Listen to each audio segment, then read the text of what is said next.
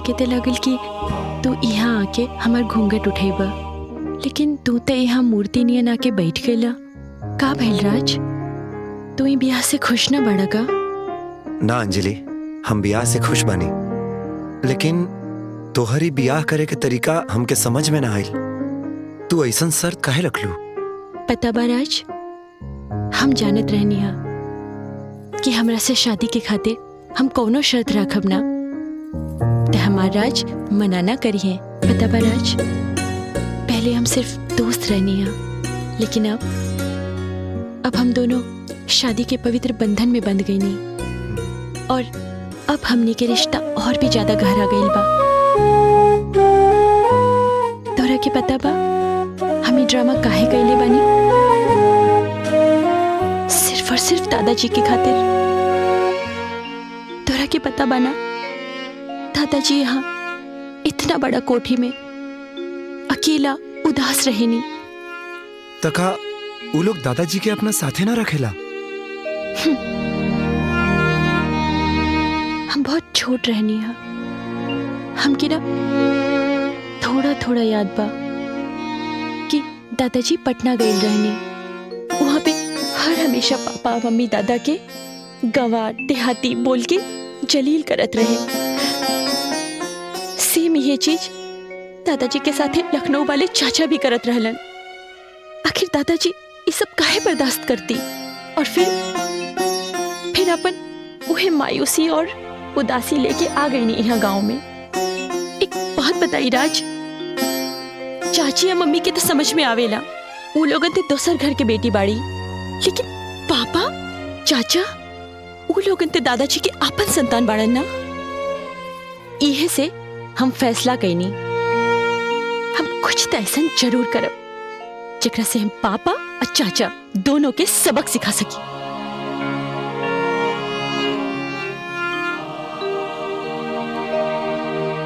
आज हमरा पता चलल कि हमार प्यार कितना अकलमंद बिया।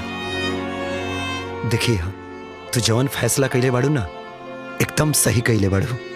तोहारी फैसला के पूरा गांव मिसाल दी, और हमके गर्व बा कि तू हमार पत्नी बाड़ू। हम तोहरा साथ हर सिचुएशन में खड़ा बने। लेकिन राज, हमरा के तोहरा से एगो और वादा चाहिए। हाँ बोला ना। हम तो दोस्त हैं, और अब हमनी दोनों की शादी हो गई बा, तब पति पत्नी भी बन गई बानी। लेकिन जब तक हम घर में बानी ना, तब तक हम दोनों दोस्त बन के रहब, जब तक कि हम अपन ससुराल बहू बन के ना चल जाई। ठीक बा ना? हाँ? अरे पगली, हम कहनी ना कि तोरा हर फैसला के साथे हम खड़ा बानी, हर जगह। थैंक यू सो मच राज।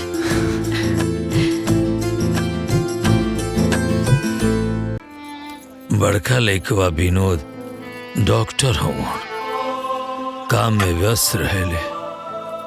छोट जाना मनोज इंजीनियर हूँ, दिन रात काम में लगा रहेले। अच्छा ये बताई, पढ़ा लिखा के शादी ब्याह करके अपना पैर पे खड़ा करके यही खातिर परवरिश कैले रहनी कि वो एगो फोनो ना कर सके। अब फोन तो छोड़ी, जब यहाँ से फोन जाला तो दू गल बातों करे के उनके फुर्सत नहीं खे। इतना व्यस्त हो गए बाण जा, हैं?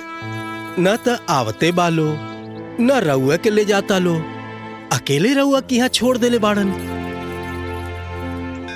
नौकरी चाकरी गृहस्थी में व्यस्त होइलो, और हम अकेले कहाँ बानी।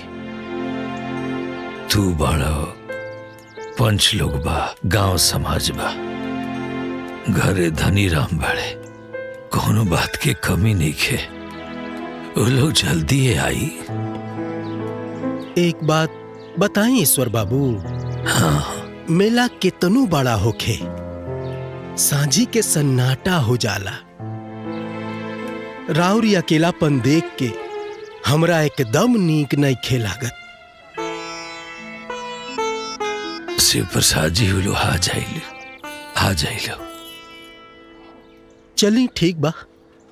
हाँ, भोलेनाथ सद्बुद्धि देश कि वो लोग आ जाए, लेकिन छोड़ी ये सब बात। हाई लिही रउआ तहिजा खाइब ना, हाँ, लेकिन हम अपना प्रसाद साथे रउओ खातिर बना देवेली। ई मंदिर त राउरे बा, एकरा के मंदिर के प्रसाद समझ के रउआ खा लेम। तू तो ऐसे करेला जैसे कि तू डॉक्टर होखा और हम मरीज। हमरा सेवा में दिन रात परेशान रहेला। अच्छा खा लेम, अब भुलाइब ना, याद करके खा लेम। हाँ? ठीक बा ठीक बा, चलो। हाँ ठीक बा।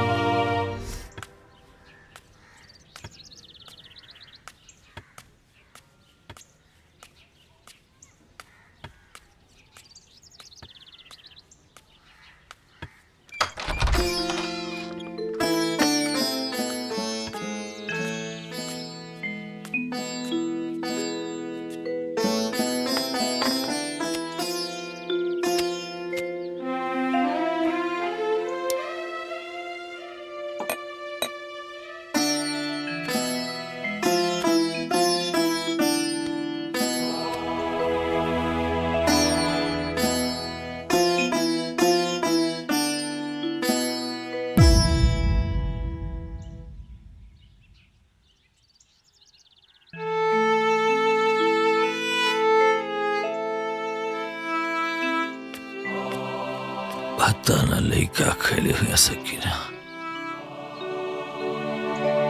बाबा, हाँ रउआ आज फिर मंदिर का खाना लाके खा लहनी। अरे तू चिंता मत कर, कुछ दिन में हमार लइका फैका आ जाइलो। रउआ उनका लोग के लिए इतना परेशान रहेनी, उनके जवाब कोई तबे नहीं है। अच्छा रख दो, हम साजी खान खा ले। और सुना, तनी दुआरवा बाहर देता जी जा।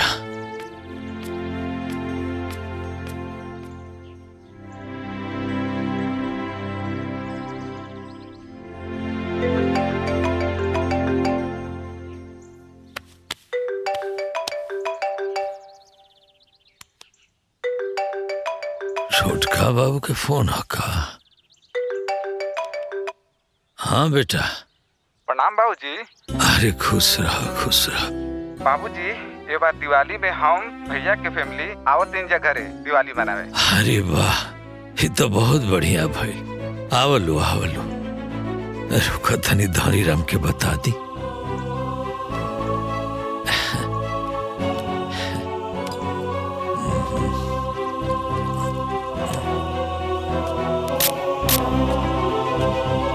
धनी राम। जी मालिक। धनी राम बताई। तारा पता बा का मालिक? हमार पूरा परिवार आ रहल बा। सच? हाँ, घर के साफ सफाई कर ली हो, राशन पताई बढ़िया से रखवा ली हो। हमरा बहुरिया लोग के कोनो कमी ना होके के चाहिए। जी, हम खेते से जाके हरियर सब्जी तोड़ के लाई मालिक। पूछत क्या बड़ा, जा तुर के ले आवो। जी। आज हमार मालिक अपने बेटा लोग के खुशी में इतना खुशबान है, इतना खुशबानी। वो लोग हर साल कहना आवे के पता नहीं है कि ना आई है।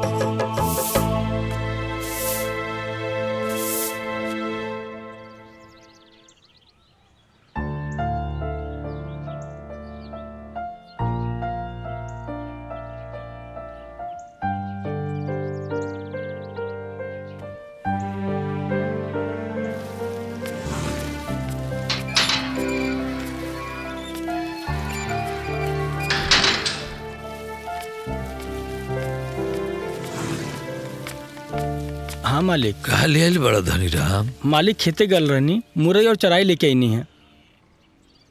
लइका लो आवे वाला रहल हा लोग, का जाने काहे देरी होता। मोबाइल ले आओ, फोन करी। जी मालिक।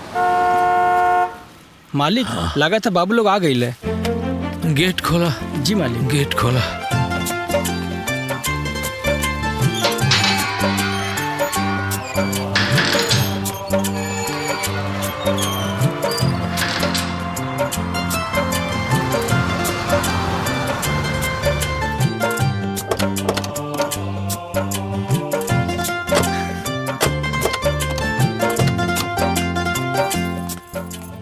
आओ बेटी।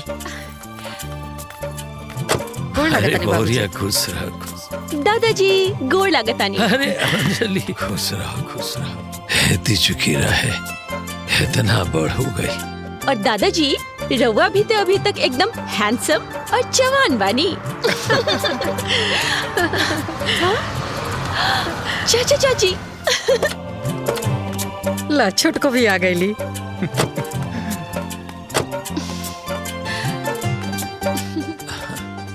प्रणाम भाऊजी। प्रणाम भैया। प्रणाम खुश बाबूजी। रहो बहुरिया। प्रणाम भाभी। प्रणाम दीदी। खुश रह खुश रह। गोड़ लागतानी चाची। खुश रहा। दादाजी अब तो पूरा परिवार एक साथ बा। ई बार के दिवाली ना पूरा परिवार एकदम धूमधाम से मनावल जाई। हाँ हाँ बिल्कुल बिटिया। अरे धनीराम जी मालिक। दिवाली के तैयारी करो। जी मालिक। अब बाजार से सारा पटाखा ले और छुड़छुड़ी जरूर ले हो। जरूर मालिक जरूर। बचपन में अंजलि के छुड़छुड़ी बहुत पसंद रहे। थैंक यू सो मच दादाजी। चलिए बाबूजी। चला। ठीक बा दादाजी, राउर तबीयत ठीक बा ना? हाँ बिटिया। हाँ वो तो देख के ही लग रहा बा एकदम फिट एंड फाइन बानी।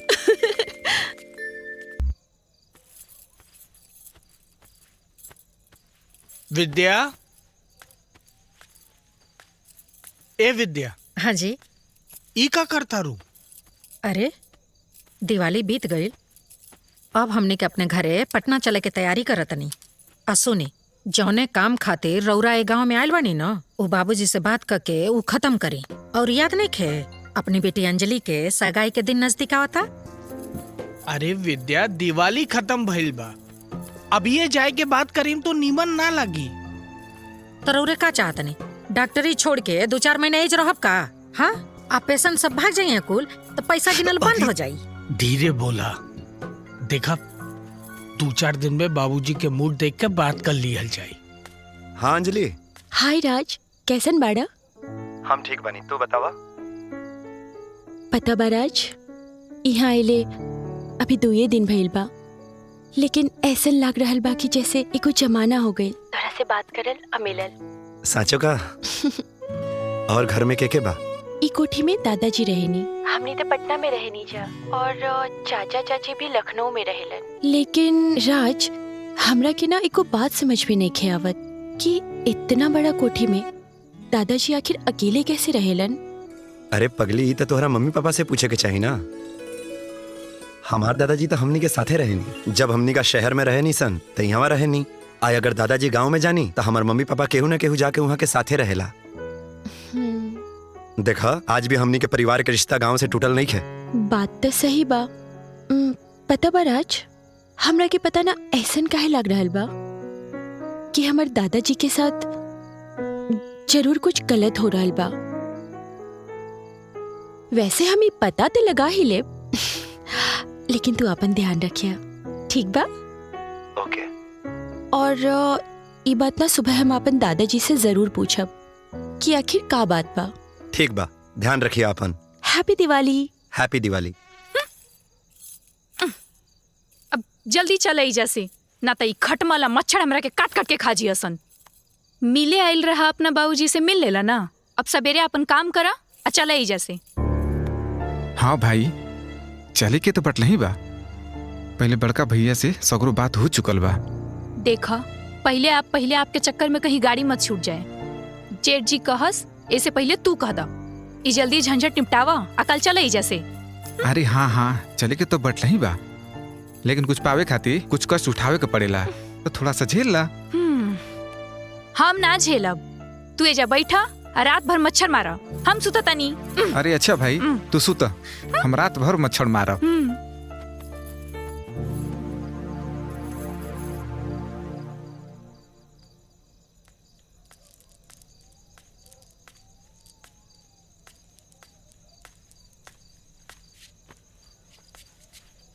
दादाजी, रवा ईका कर रहल बानी? दिवाली तो खत्म हो गइल बा ना? कजरौठा में काजल से खतनी बिटिया। दिवाली के काजल बड़ा शुभ होला। अच्छा दादाजी, इतना बड़ा कोठी में रवा के अकेले मन कैसे लागेला? रवा हमने लोगन के साथे पटना में काहे न रहेनी?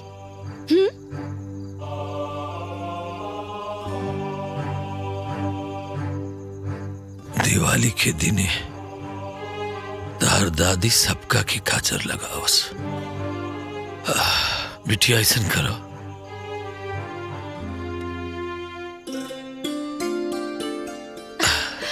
तू सबका की काजर लगाता। हाँ ठीक बा, बहुत ही अच्छा रिवाज भाई दादाजी। हम सबके लगा के आवतानी।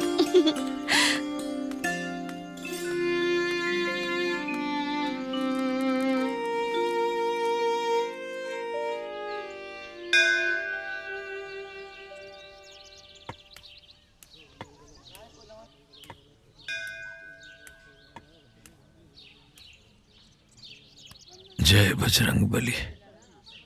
लैकन फैकन पर कृपा बनौले रखे।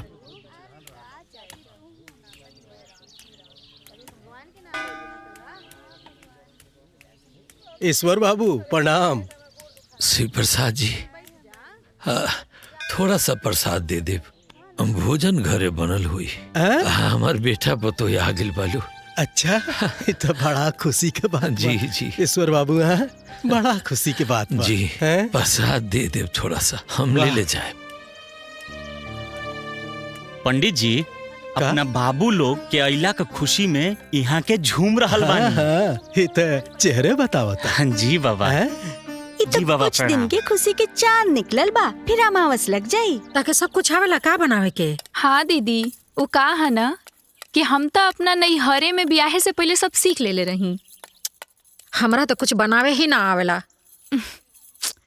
ई का कहतारू, तो फिर पटना में और खाना के बनावेला? पटना में खाना बनावे खातिर हम नौकर चाकर रख ले बानी। ओइजा कौन हमरा सास ससुर के सेवा और ड्यूटी करे के बा। ठीक कहतारू दीदी। अच्छा ये बतावा, तुम्हारी यहाँ कब तक रह के विचार बा? अरे छोटको, हमार बस चले ना तो अब्बे खाई अब्बे बनाई और यहाँ से चल जाई। लेकिन तू तो जानते बाड़ू कि हमने के का करे खातिर एजा आइल बानी जा। सही कहतारू दीदी। अब जितना जल्दी एजा से निपटारा हो जाओ। साँच कहताड़ू, जितना जल्दी हो जाए ना उतने अच्छा। मन सपनों के महल बनावे, दुनिया ढेला चलावे, जिंदगी आके। अच्छा सुगंध आ रहल बा।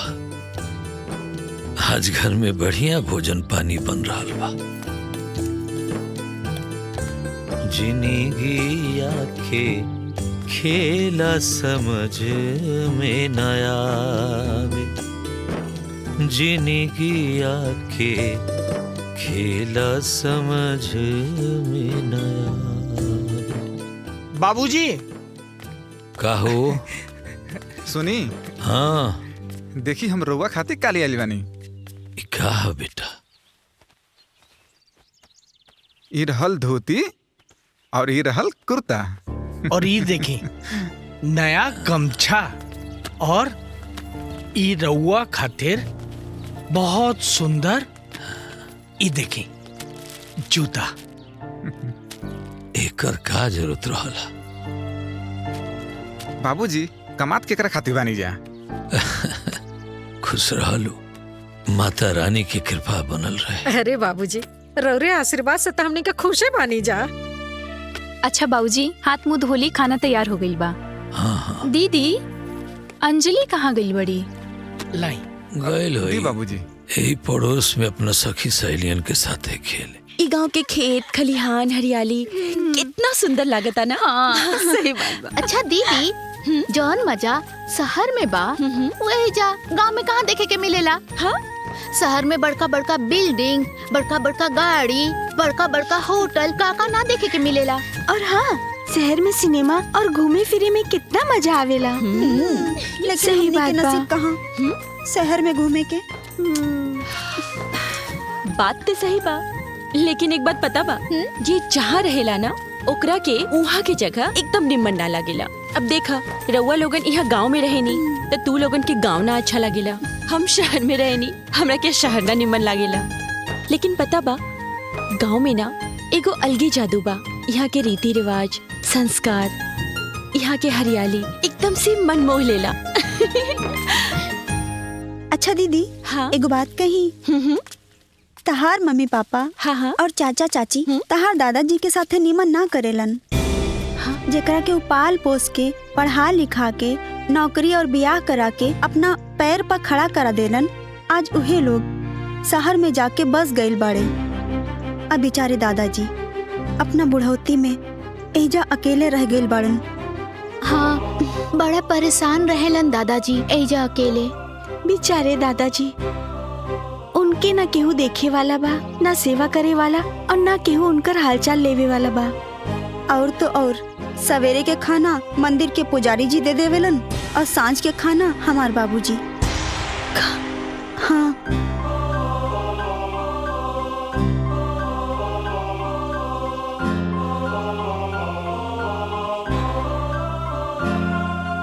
चलो घर चलल जाओ। हाँ चला।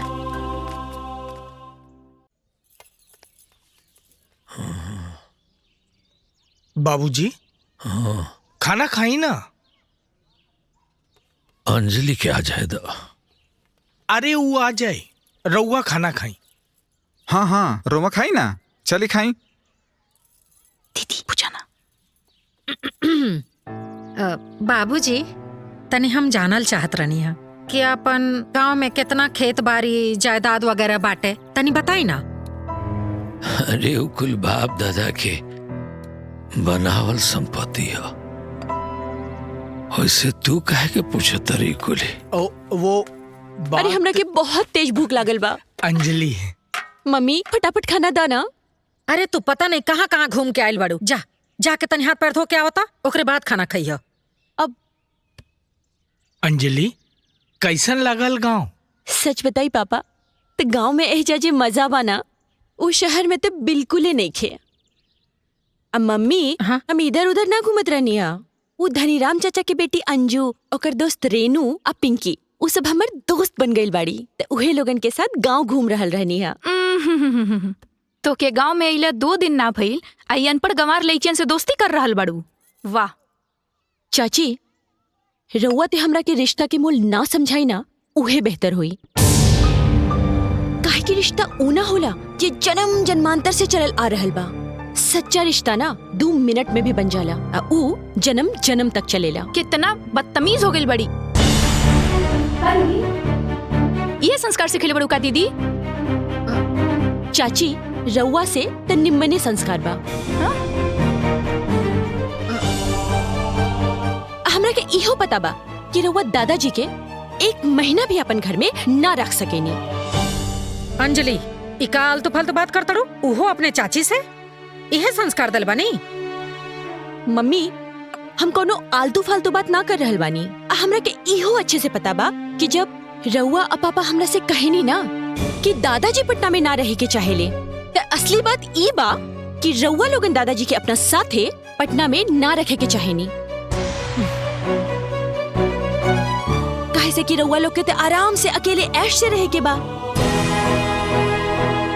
और एक बार भी सोचे नी कि यही जा दादाजी अकेले कैसे रह रहल बानी। अंजलि, चुपचाप जाके हाथ धो के आवा।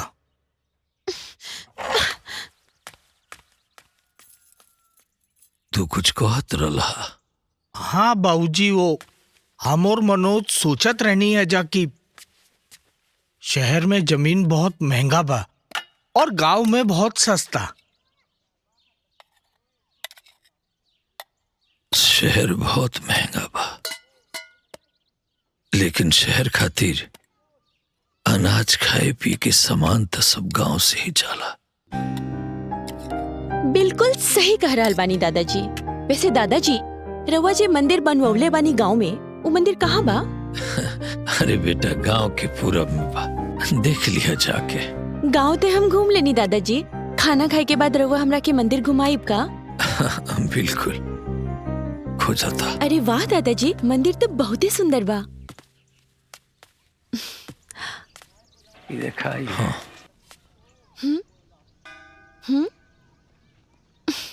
हर हर महादेव। चला पुजारी जी से मिला। वहाँ? हाँ। ठीक बा।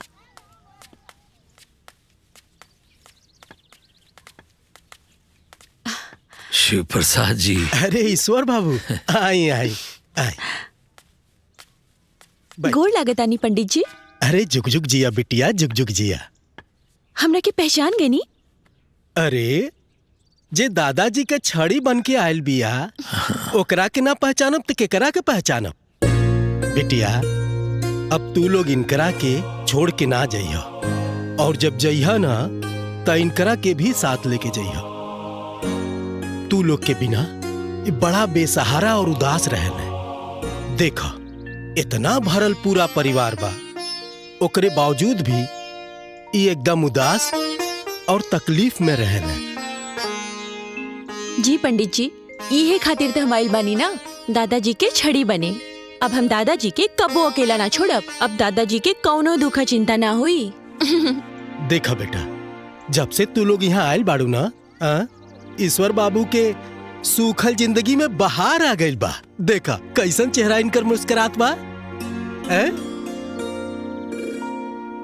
दादाजी, रउआ परिवार के खातिर इतना दुख सहनी ना, लेकिन आप अगर रउआ के केहू भी दुख देना तो ओकरा से भी ज्यादा दुख मिली। हाँ हाँ बिटिया। अब एक कॉल आ रहल बा, हम बात करके आ रहल बानी। बतियाल। हेलो अंजलि, कैसन बाड़ू? हम तो ठीक बानी, तू कैसन बाड़ा? अरे अंजलि, तू तो गांव जाके हमके भुला ही गईलू। ना एको मैसेज, ना एको कॉल। अरे का कर रहल बाड़ू ओइजा? राज, हमरा के ना यहाँ गांव में एगो नया साथी मिल गइल बा। नया साथी? ये का बात कर रहल बाड़ू तू? हाँ राज, जब नया दोस्त मिल जाला तब पुराना दोस्त के तो भूले ही के पड़ेला ना। अरे तू पगला गिल बाड़ू का? ये क्या कहता रू? गलत बात मत कर। राज, अब हो गइल तो हो गइल, और वैसे भी प्यार और दोस्ती होला के कोनो कारण ना होला। अच्छा सुना, फोन रखा। हम ना यहाँ शिव मंदिर में आइल बानी दर्शन करे खातिर, अपना नया साथी के साथ ही। देखा तू ऐसा मत बोला। ओके बाय।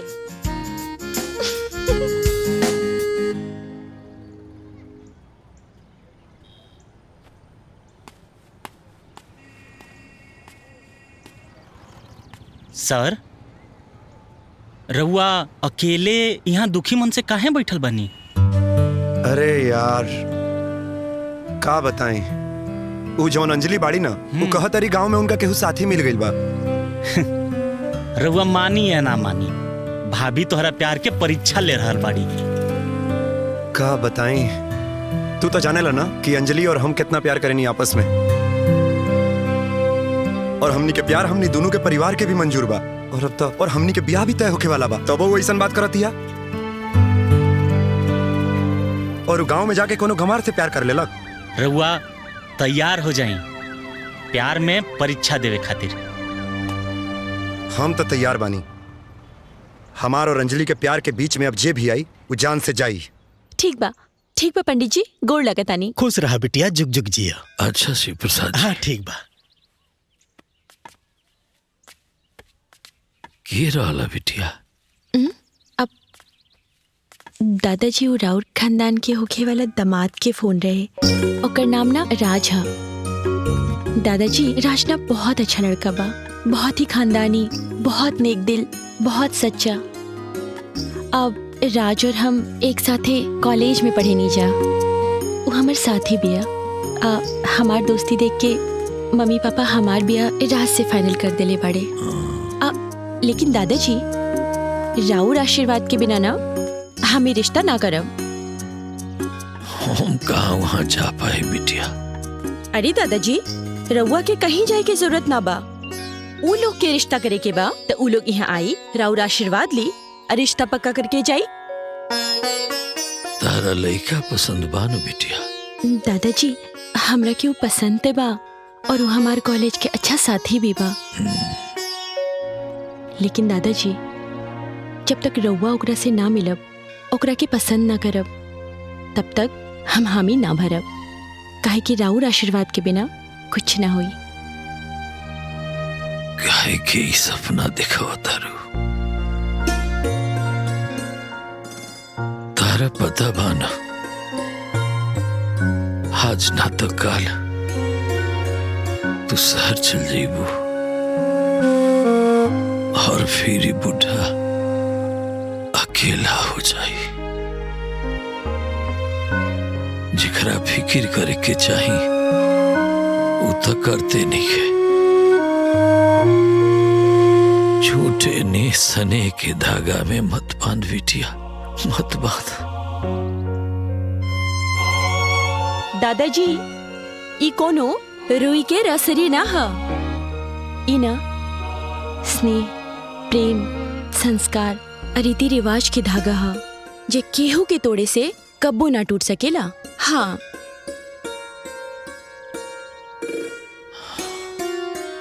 चलो ठीक बा दादाजी, चले आराम से।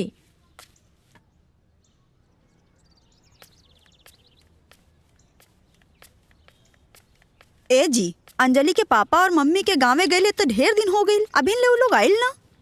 अरे भाई डॉक्टर साहब गाँवे दिवाली मनावे गए बाड़न, आ जइहन नु।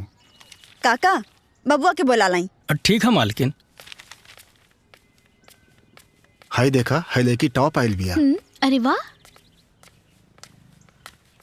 तोरा मम्मी के सब ना बुझाला। देखी बबुआ आ गई। ए बबुआ, तोरा तो अंजलि से बात भइल होई ना। भैया के बात तो भइले होखी, हमरा होखे वाली भौजी से। तू चुप रह, कोनो बात हमारा नहीं के भाई।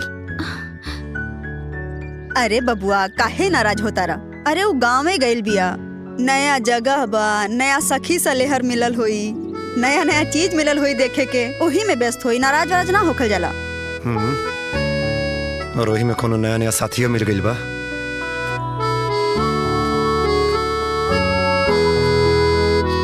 भैया हाँ काहे तू उठ के यहाँ चलेला? का भइल बा? भाभी से कुछ भइल है का? ओकरा के गांव में कोनो नया साथी मिल गइल बा, अब ओकरा के हमार कोनो जरूरत नहीं है। ना भैया, अंजलि भाभी बहुत अच्छा बाड़ी, तरह से बहुत प्यार करेली। छोड़ा, कोनो प्यार व्यार ना करे ले वो। ज्यादा मत सोची भैया, चली आई। जान तड़ू छोटको, एजा से ढेर सखी सलेहर न हमार पटना में बाड़ी कुल। एजा के तो सब गुर गंवार बाड़ी कुल। ठीक कहता रू दीदी, लखनऊ में घूमे के जौन मजा बानू उ एजा गाँव में कहाँ बा। साँच कह तड़ू छोटको, अंजलि के पापा न हर हफ्ते में हमके सिनेमा देखावे ले जानी सिनेमा हॉल में। अरे दीदी, हमके भी ना अंजलि के चाचा हर हफ्ता लेके जालन लुलु मॉल। हाँ, अब हमरा के केहू कही नू कि शहर छोड़ के गांव में रहला त हमरा से ना हुई। तहरा का लगता छोटको, हम जब से गांव में आयल बनी न हमर सांस फूलता। लेकिन ए बार न अंजलि के पापा इतना मान मनोवल कैनी है, जिद कैनी है, तब जाके हम आईनी है ना, तो आईती नहीं हम गाँव में। हमरो अब की बार आखिरी बा दीदी, एकरा बाद हम ई गांव में सड़े खातिर कब्बो ना आईम। सुना, जौन प्लान लेके ये दोनों भाई आयल बालो, अगर वो प्लान सक्सेस हो गई तो हमने के गांव में दोबारा आइले के कोनो जरूरते ना पड़ी। भगवान करे दीदी कि ई प्लान सक्सेसफुल हो जाओ, तब अगला साल ना हम मनोज आइम जा पटना घूमे खातिर। काहे ना आइबो पटना घूमे खातिर? अरे हम अंजलि के बियाह भी तो तय कैले बानी, तो अइहा तो बियाह अटेंड कर लियो और पटनो भी घूम लियो। हमने के दोनों देवरानी जेठानी मिल के ना पूरा पटना में घूम के शॉपिंग कर जाई। ठीक बा, चाय छानी? चाय बन गल, चाय बन गल। पढ़ाई तार ठीक चलता ना बिटिया? हाँ दादाजी, बहुत बढ़िया चलता पढ़ाई। ई ली चाय पी।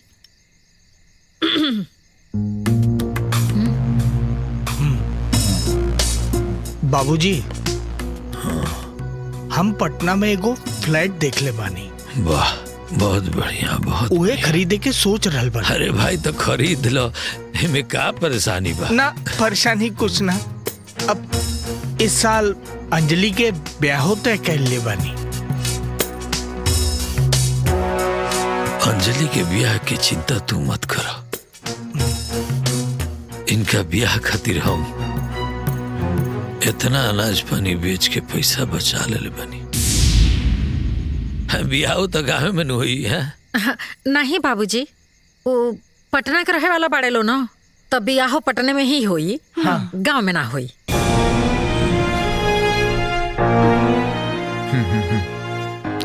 बाबूजी, हम कुछ कहल चाहता नहीं। बोला।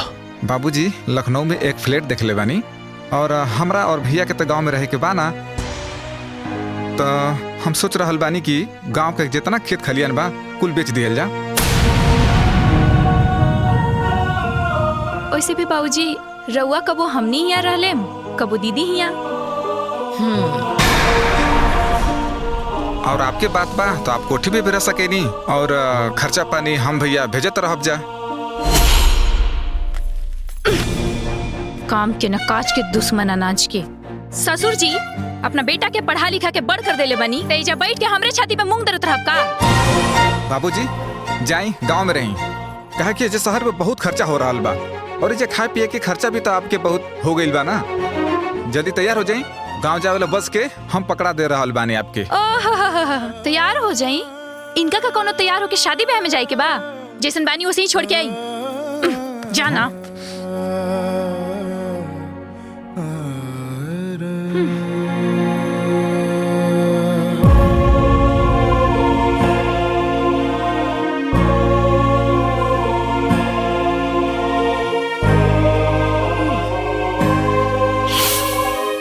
खर्चे की का बात बा? वैसे भी अपने बनावल मंदिर में चढ़ावा खाए पिए खातिर खूब मिलेला।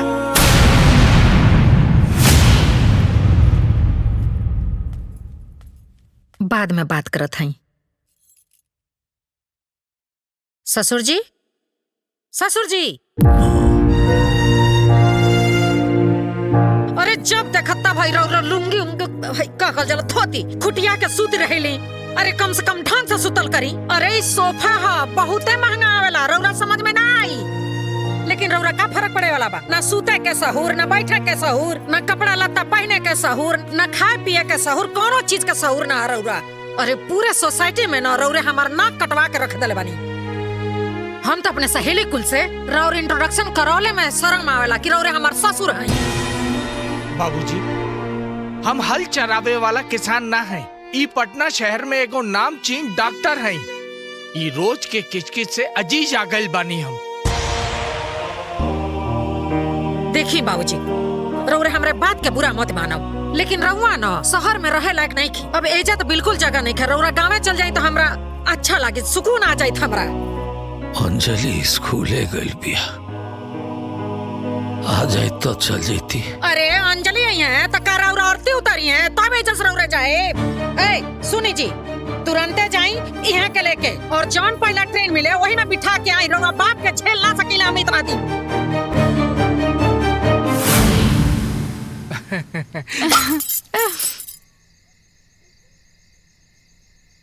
मनोज, हाँ हाँ भैया, हम कहतानी कि ई कोठी के भी बेच दिहल जाओ, आधा आधा बंटवारा कर लिहल जाए। हाँ तो का करे के बा? कल गांव में चल के सबके बोल दिहल जा, और जे अच्छा भाव देई ओकरा के बेच दिहल जाई। पापा, चाचा जी, रउआ लोगनी का बोल रहल बानी? रउआ लोगन के बुझा रहल बा? अंजलि, दादाजी, जब बड़ लोग बात करे ना तो छोट लोग के बीच में ना बोले चाहिए। जब देखा तब पकड़ पकड़ करत रहेली, कुछो बोले के सहूरे निखे। वैसे ससुर जी रउआ का सोच रहल बानी?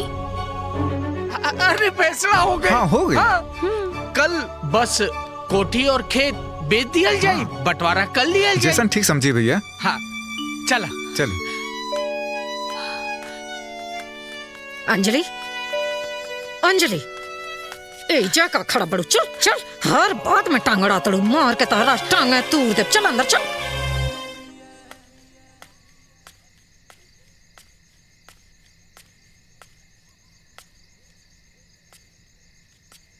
दादाजी। हाँ अंजलि, आवा। रउआ खाना ना खाई? बैठो बैठो।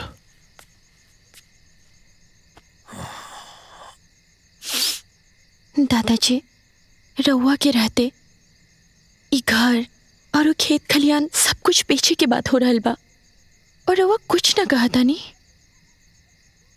क्या करती बिटिया,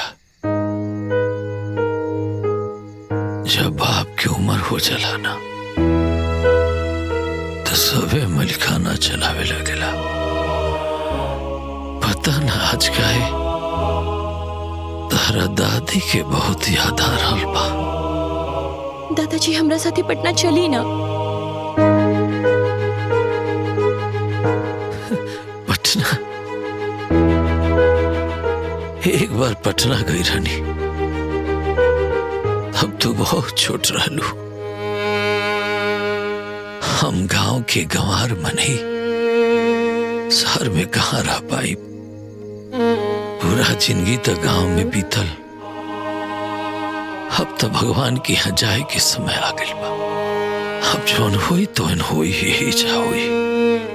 हम जानता नहीं दादाजी, रउआ जी बोले के चाहिए वो ना बोल पा रहल बानी, और जे ना बोले के चाहिए वो लाचारी में बोल रहल बानी। मम्मी पापा चाचा चाची रउआ साथे बहुत गलत कर रहल बाड़े।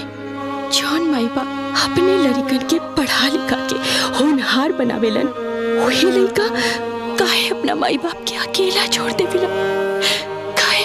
का सोचे तारी बिटिया?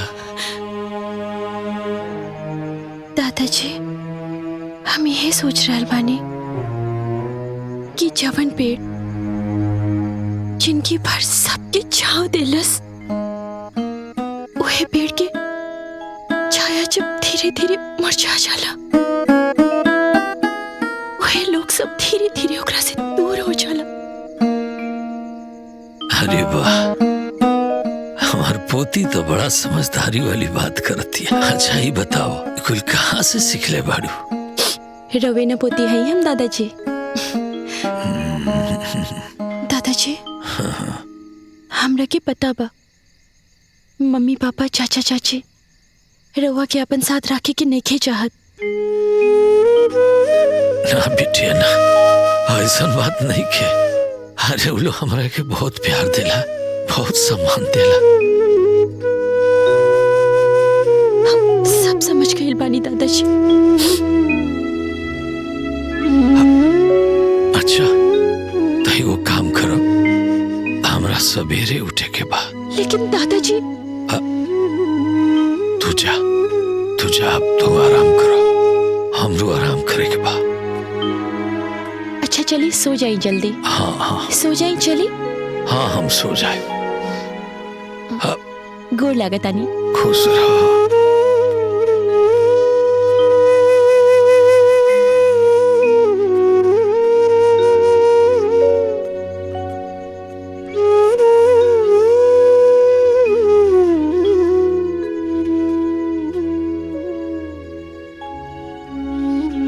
अपना दादाजी के थोड़ी बच के आल भी हमर पोती, हमरा बुढ़ापा के सहारा।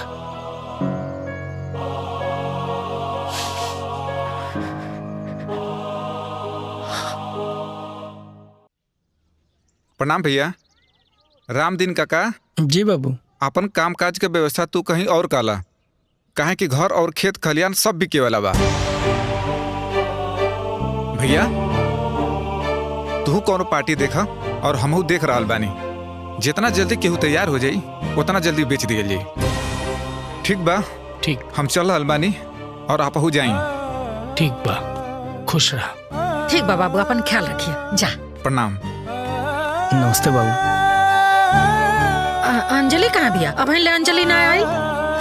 अंजलि, ए बिटिया अंजलि। हाँ पापा। ये हो ना।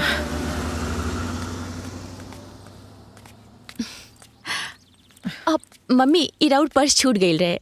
ला। ए बिटिया, तू अभी तक तैयार नहीं खू? अरे जा, जाके तैयार हो जा जल्दी। पापा, वो रामदीन काका के बेटी रेनू के बियाह बा, और रेनू हमार पक्की सहेली बन गई बिया। तो हम सोचनी कि ओकरे बियाह के बाद आ जाए, और अगर रउआ लोग भी रुक जाती तो कितना अच्छा होइत ना। अंजलि, तू पगला गल बड़ू का? अरे नौकर चाकर गरीब गुरबा आदमी हुआ कुल। गरीब गुरबा के बेटे के बियाह में तू जेबू? हाँ चलो चलो चलो, तू पटना चलो। मम्मी हम आ जाए, रउआ चिंता ना करी। हाँ तो ठीक बा, मराई जगह में हम जाता नहीं पटना। तू शांत रह। देखा बेटी, तू अपन सहेली से ना कहता। हाँ, पटना चला साथे। हाँ पापा, अब हम राउर छोट वाली अंजलि ना बानी। अब ना हम बड़ हो गइल बानी। अब हम कहीं भी अकेले आ जा सकेनी। अरे जब वो रहे के कहतिया तो काहे करे के जबरदस्ती ले जाता रहो? हम बियाह निपटा के आ जाइब ना। प्लीज। ठीक बा, अपन ख्याल रखे। Thank you. ध्यान रखिए तू अपन।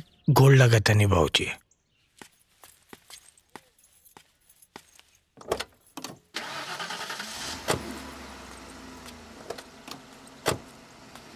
मेहमान तो तू हो, तोहर एक दिन जाए के बा, तू काहे रुक गइलू? हम मेहमान ना बनी, हम तेरा और पोती बनी दादाजी। अब हम यहाँ रह के अपन दादाजी के सेवा करब। एक बात बताई दादाजी कि माँ बाप अपन बाल बच्चा के पढ़ा लिखा के इतना बड़ा इंसान बनावेला कि जब ओकर माँ बाप बूढ़ा होई तो बुढ़ापा में ओकर सेवा करी, न कि ई खातिर कि वो अपन बूढ़ा माँ बाप के छोड़ के शहर चल जाई। दादाजी हम राउर छड़ी बन के दिखाई।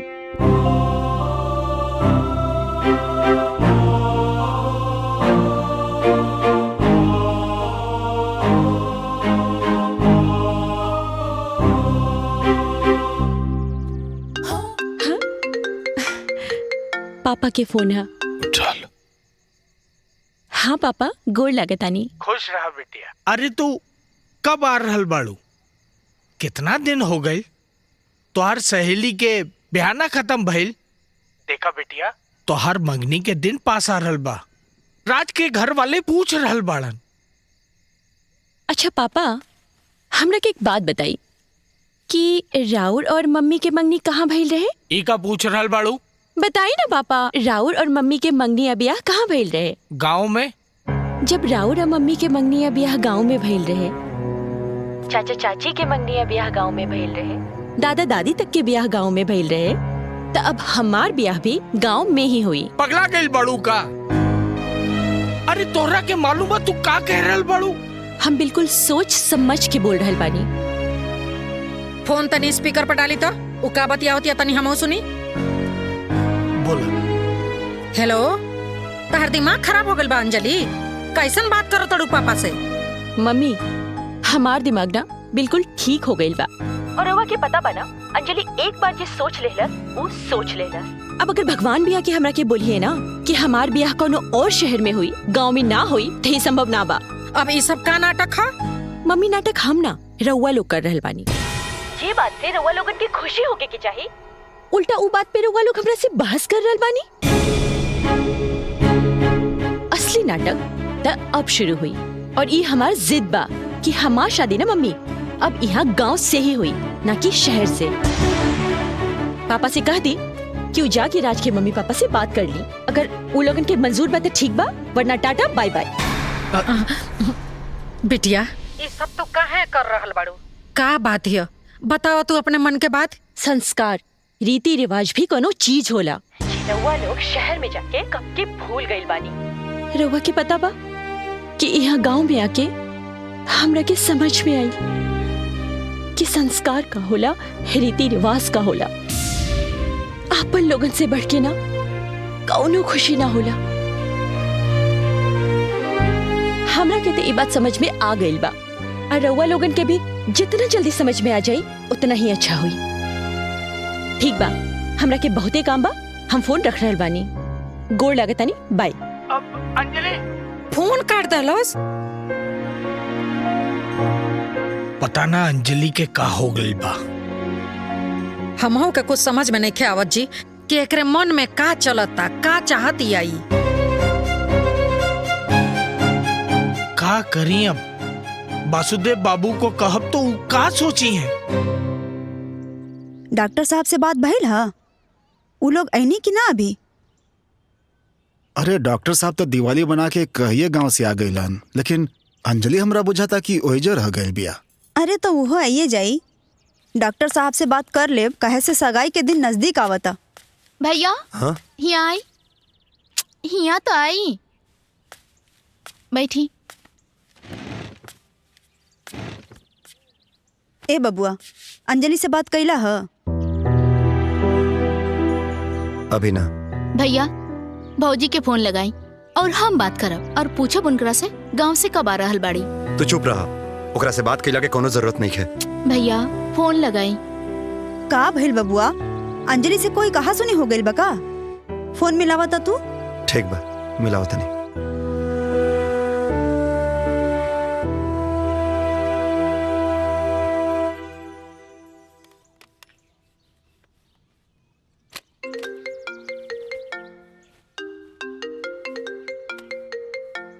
अंजलि बिटिया। जी दादाजी। देखा तार फोन होता।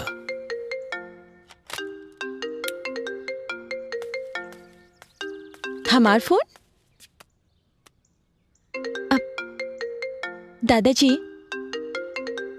राउर घर के होखे वाला दामाद के फोन आ रहल बा। अच्छा, हम बात करके आ रहल बानी। बतिया लो। हेलो। हाँ अंजलि, पटना कब आइबू? जब तू बारात लेके आ जाए बता। अच्छा, वही जगह करता रू? पता बा राज, यहाँ ना हमरा के एगो क्यूट सा साथी मिल गइल बा और ओकरा के छोड़ के आवे के मने नइखे करत। एक मिनट। अच्छा, हमरो तोरा साथी से मिले के बा। अच्छा जी, तो आ जाई रामपुर, भेज दी एड्रेस। आयम, जरूर आयम, और गाजा बाजा के साथ आयम, और तोहरा साथी के सामने से तोहके उठा के ले आयम। लेकिन ध्यान रखिया, कहीं ऐसा ना हो जाए कि हमारे क्यूट साथी के देख के तोहार मन भी बदल जाए, हम दोनों के एजा गाँव में ही रह के पड़ जाए। अच्छा, तू तो टाइम बताई। अच्छा सुना ना, हमरा के बहुत कपड़ा प्रेस करे के बा, हमरा के बहुत काम बा, हम तोरा के बाद में फोन करब। Bye, love you. अरे सुना ना, सुना। आप पानी पी।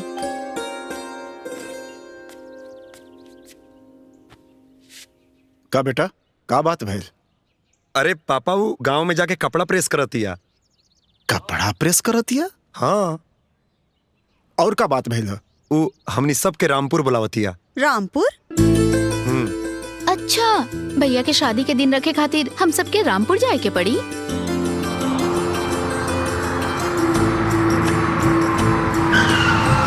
अरे आ गए नी लोग, चलिए।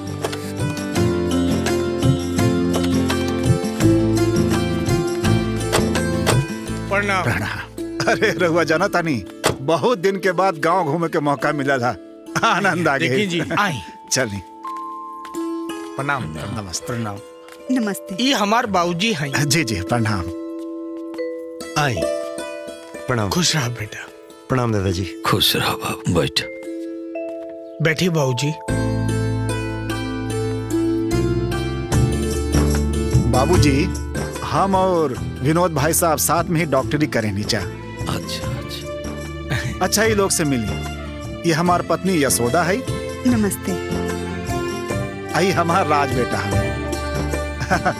आई तो हमार लाडली बेटी गुड्डी है। मनोज। हाँ भैया। जवन बात बहिल रहे, केहू से बात बहिल की ना? जी भैया, अभी फिर से आइल बन गया। हाँ। तो अंजलि के शादी के दिन निकला जाता। हाँ। तो ओकरा बाद वो काम कर लिए जे, और वो कहा बा कि बहुत लोगन से बात हो चुकल बा, और ये गांव के लोग ही तैयार बा दाम देवे खातिर। ठीक बा। ए अंजलि के माई, अंजलि के लेके आवा। तब तक पंडित जी दिन तारीख निकाली ना। हाँ बेटा, हाँ।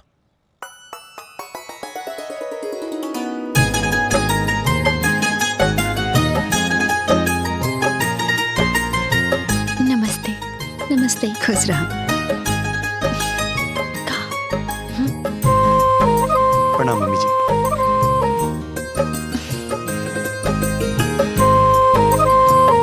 का भाई, यह सब बा। उतर गांव वाला साथी के बा। अच्छा, तो के देखे के बा। वो यही छे बा। ई है हमार दादाजी, हमार नया साथी। कैसे लागल? अरे ये तो हमरा बहुत नीमन लगा। तोहरा के बताओ तनी। पंडित जी, ओ हाँ? पंडित जी, कोनो डेट निकलल? हाँ ईश्वर बाबू जी, अगला महीना में 4 और 8 के लगन बा, लेकिन 16 तारीख वाला बहुत बढ़िया बा। तारीख के कोनो समस्या नहीं है। हम तो अपन बेटी के ब्याह शहर में करे के चाहत रहनी, बस बेटी के जिद के आगे मजबूर बनी। पापा, हम राज के जाने ली पहचाने ली और राज हमार बहुत अच्छा दोस्त भी बाड़े, लेकिन ये ब्याह खातिर ना हमारे कोई शर्त बा।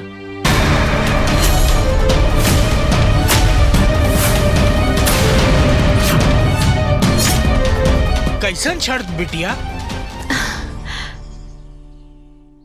हम रउआ लोगन से कहल चाहता नहीं कि हमार दादाजी हमार चाचा अब पापा के पढ़ा लिखा के बड़का आदमी बनवलन। ये लोग के इतना होनहार बनवलन कि जब वो बड़ आदमी बन के बाहर निकली तो शान से अपन सिर उठा के चल सके। लेकिन और हमार दादाजी जब बूढ़ हो गई नी और जब यहाँ के अपन संतान लोगन की सबसे ज्यादा जरूरत रहे, तब तक सब लोग अपन अपन जिंदगी में व्यस्त हो गई, शहर जाके बस गई और एक बार भी ना सोचनी कि दादाजी बुढ़ापा में कैसे रहे। और दादाजी से ये बात करके दादाजी के और दुखी कर देनी, ये कुल प्रॉपर्टी बेचे के बात करे लगनी।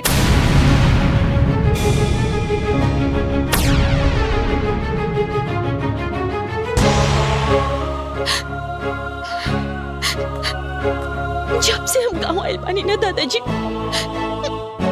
तब से हमरा हुआ के अकेलापन और उदासी में देख रहल बानी।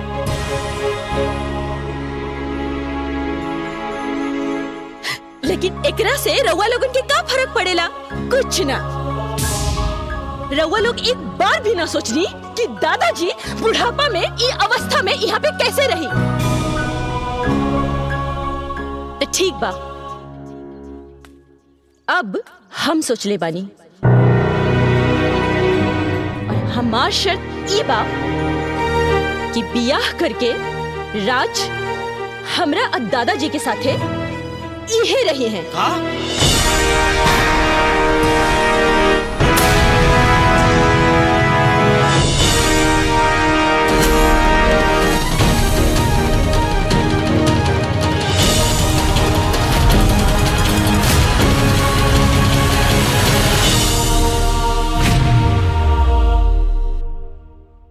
कॉल करें।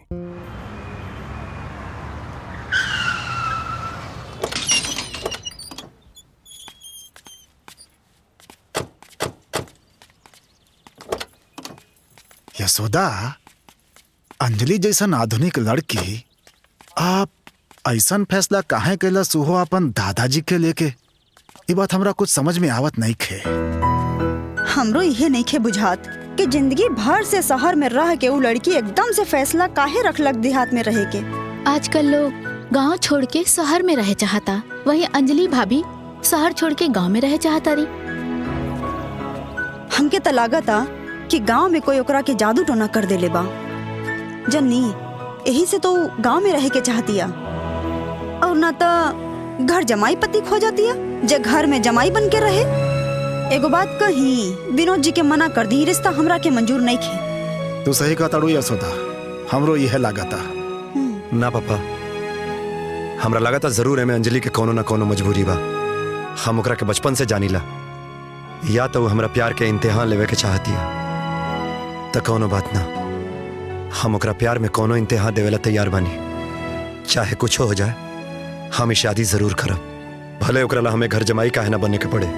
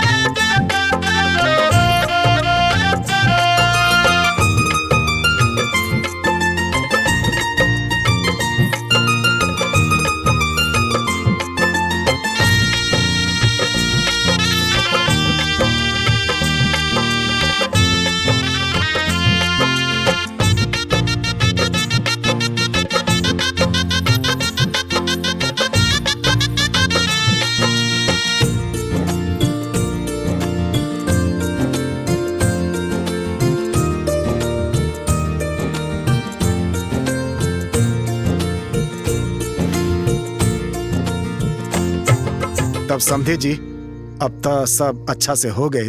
अब हमने के निकले के आदेश करी। अरे रात बहुत हो गई, रउआ सुबह निकल जाए। समझी जी, जाए दी, गाड़ी बा हमने निकल जाए। हे राज बेटा, जब से तू पैदा भइला ना, तब से आज तक तोरा कभी अपना से दूर ना कहनी। काहे जाना तारा, हम तो सोचत रही ना कि अपन गुड्डी बिटिया के जहिया विदाई करब ना, तो ओकरे विदाई के गम हमरा के बर्दाश्त करे के पड़ी। लेकिन आज हमरा के बेटा के विदाई के गम बर्दाश्त करे के पड़ रहा बा। लेकिन कोनो बात ना बेटा, सब ठीक बा। बेटा अब हम तोरा के जब हमने की याद आवे ना, आवत जात रही है। और हाँ, यहाँ लोगन के कोई शिकायत के मौका मत दिहा। हमरा बहू के विदाई करा के जल्दी ले आइहा। भैया राखी में जरूर रही है। ठीक बा, तब हमनी के आदेश करा। अच्छा प्रणाम प्रणाम। खुश रह बेटा, चल।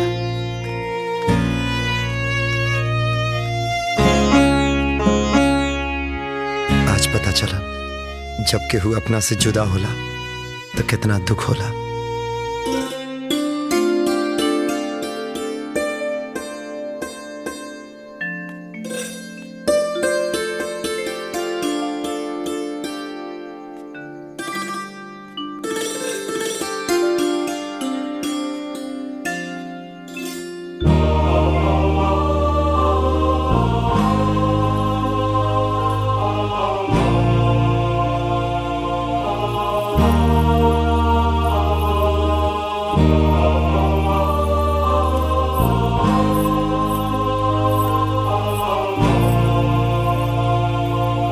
राज, हमरा के ते लगल कि तू यहाँ आके हमार घूंघट उठेबा, लेकिन तू तो यहाँ मूर्ति नियन आके बैठ गईला। का भइल राज, तू ई ब्याह से खुश न बड़ा का? ना अंजलि, हम ब्याह से खुश बानी, लेकिन तोहरी ब्याह करे के तरीका हमके समझ में ना आइल। तू ऐसन शर्त काहे रखलू? पता बा राज, हम जानत रहनी हा कि हमरा से शादी के खातिर हम कौनो शर्त रखब ना ते हमार राज मना ना करी है। पता बा राज, पहले हम सिर्फ दोस्त रहनी हा, लेकिन अब हम दोनों शादी के पवित्र बंधन में बंध गई नहीं, और अब हमने के रिश्ता और भी ज्यादा गहरा गईल बा। तोरा के पता बा हम ई ड्रामा काहे कइले बानी? सिर्फ और सिर्फ दादाजी के खातिर। तोरा के पता बा ना, दादाजी यहाँ इतना बड़ा कोठी में अकेला उदास रहे नहीं। तका वो लोग दादाजी के अपना साथे ना रखेला? हम बहुत छोट रहनी है, हमके ना थोड़ा थोड़ा याद बा कि दादाजी पटना गए रहने। वहां पे हर हमेशा पापा मम्मी दादा के गंवार देहाती बोल के जलील करत रहे। सेम ये चीज दादाजी के साथे लखनऊ वाले चाचा भी करत रहलन। आखिर दादाजी ये सब काहे बर्दाश्त करती? और फिर अपन उहे मायूसी और उदासी लेके आ गई नहीं यहाँ गांव में। एक बात बताई राज, चाची या मम्मी के तो समझ में आवेला, वो लोगन ते दोसर घर के बेटी बाड़ी, लेकिन पापा चाचा वो लोगन ते दादाजी के आपन संतान बाड़न ना। इहे से हम फैसला कईनी, हम कुछ तो ऐसा जरूर करब जेकरा से हम पापा और चाचा दोनों के सबक सिखा सकी।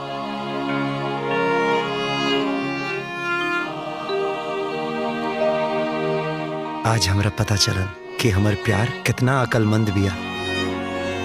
देखिए हम तू जवन फैसला कइले बाड़ू ना, एकदम सही कइले बाड़ू।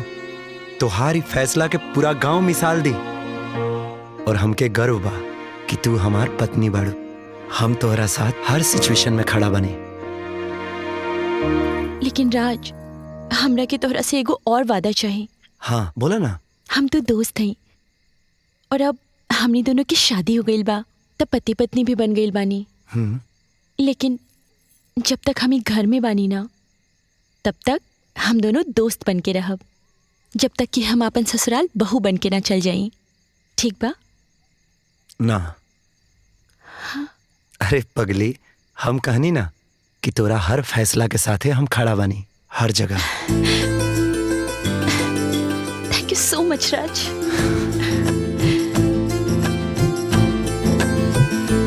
पता नहीं ये लड़की के का हो गइल बा, का चाहतिया, का करी हम, हमरा तो कुछ समझ में नहीं के आवत। विद्या, धीरे बोला। अंजलि के ब्याह हो गई, अब का करे के बाव का ना, ई सोच के कोनो फायदा नहीं के। अरे हम तो ये सोचत रहनी हो कि अंजलि के पागलपन से कि राज और ओकरे घर वाला ये रिश्ता तोड़ दिए को, लेकिन नहीं। देखी बियाह क के ओकरा के घर जमाई बना के हमनी कपार पर बैठा दलक। अरे चुप रहा ना, बाहर केहू सुन ली। अब हमनी के एजा रही जा कि पटना जाके डॉक्टरी छोड़ दी। अब हमके कुछ समझ में नहीं किया आवत। ए जी, ये अंजलि के शादी पर ना राउर भैया भाभी झूठो के गुस्सा होके के नाटक कर रहल बा लोग। बेटी के जरिए ससुर जी के पटा ले ले बा लोग। अब बेटी दामाद घर में रही लोग तो प्रॉपर्टी तो उनके न होई, हमनी के हाथ में आई खाली बाबूजी के लाठी। भैया हमनी के साथे ऐसन कबो ना करिया। और पूजा तू ऐसन काहे सोच रहल बाड़ू? ओ भैया के भक्त, भैया ऐसन ना करिहन, बाकी भैया के बेटी तो ऐसन करिए। ये ऐसन बुढ़वन जैसन मत बैठा। लखनऊ जाए से पहले फैसला हो जाए के चाहिए। ठीक कहा तड़ू पूजा, कल लेकर फैसला हो के रही। राज के दामाद बना के पूरा प्रॉपर्टी के झीटे के होशियारी कर रहल बा लोग, लेकिन ये मंसूबा पे कामयाब ना होके दे। चला, भगवान के शुक्र बा कि तोहरा दिमाग में ई बात त आइल। अब बिहाने एकर फैसला हो जाए के चाहिए।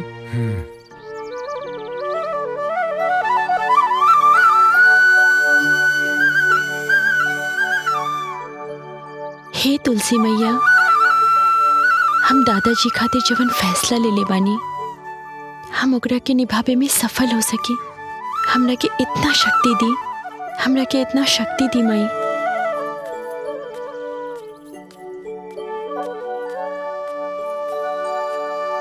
खूब पढ़ा लिखा के लेके आयल बना भैया। ऐसा चल चलना कि पूरा बंटवारा करे के सिस्टम ही खत्म कर दिया। मनोज, ई का नाम साला बोल रहल बड़ा। काहे ना बोली है जेठ जी, काहे ना बोली है ई? रउआ लोग अपना बेटी अंजलि के मोहरा बना के पूरा प्रॉपर्टी हथियावल चाहतनी। रउआ लोग के ई चाल हम कामयाब ना होके देब। ई प्रॉपर्टी में हमनी के भी हिस्सा बा, आई हिस्सा हम लेके रहब। अरे हमनी के पहले ही परेशान बानी जा अंजलि के फैसला के लेके। और एगो तू बाड़ू जौन तेरे मुंह में आवत आलतू फालतू बात करत अड़ू। अरे कुल का होता भाई? रउआ बीच में मत बोली ससुर जी। मनोज, चुप करा ले इन करा के। जीवन हो रहा बा, उ निमन हो रहा बा। अरे चाचा पापा एक मिनट, हम ये कहत रहनी हाँ, रउआ लोगन के अगर भजन कीर्तन खत्म हो गइल बा तो चल के खाना खा ली। और वैसे भी रउआ लोगन ना यहाँ मेहमान बानी, तो जब तक मन करे आराम से रही, और जब मन भर जाए ना तो वापस अपन अपन काम पर लौट जाए। और हाँ, रउआ लोग ई मत सोचेम कि घर में दामाद आ गइल बा तो ई कुल संपत्ति, जमीन जायदाद, कोठी सबके हाथ से निकल जाए। जब तक दादाजी बानी तब तक की कुल संपत्ति सिर्फ और सिर्फ दादाजी के ही रही, और जब दादाजी ना रहेम ना तो रउआ लोग वापस आई और अपन अपन हिस्सा लेके चल जाएं। अंजलि, हाँ का हो गइल बता के? काहे इतरे बात करतड़ू तू? प्यार हो गइल बा माँ। हाँ, प्यार हो गइल बा अपन परंपरा, संस्कृति और संस्कार से, जे रउआ हमरा के कभी न सिखा पाऊनी।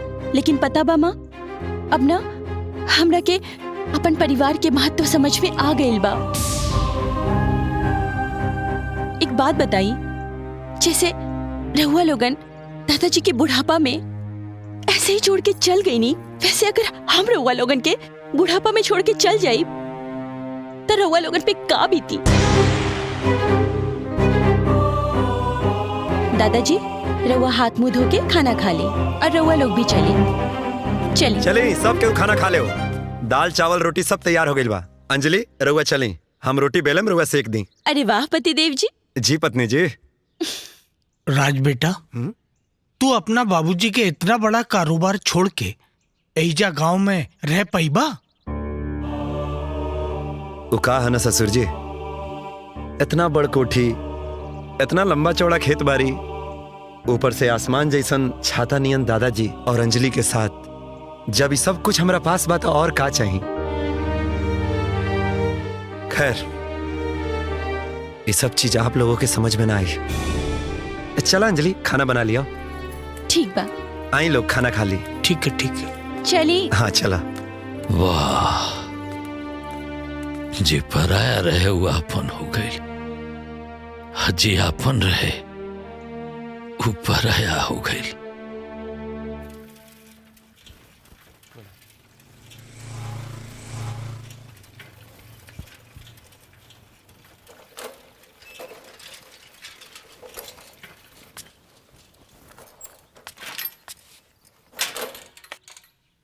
मालिक, मालिक कहाँ बानी?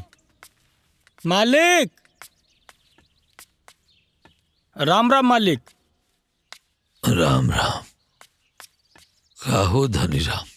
ठीक है बा मालिक। और कुल बताओ, का होता? सब ठीक बा मालिक, सब राउर आशीर्वाद बा। बैठी मालिक। खेती बाड़ी सब बढ़िया? जी मालिक, सब बढ़िया बा।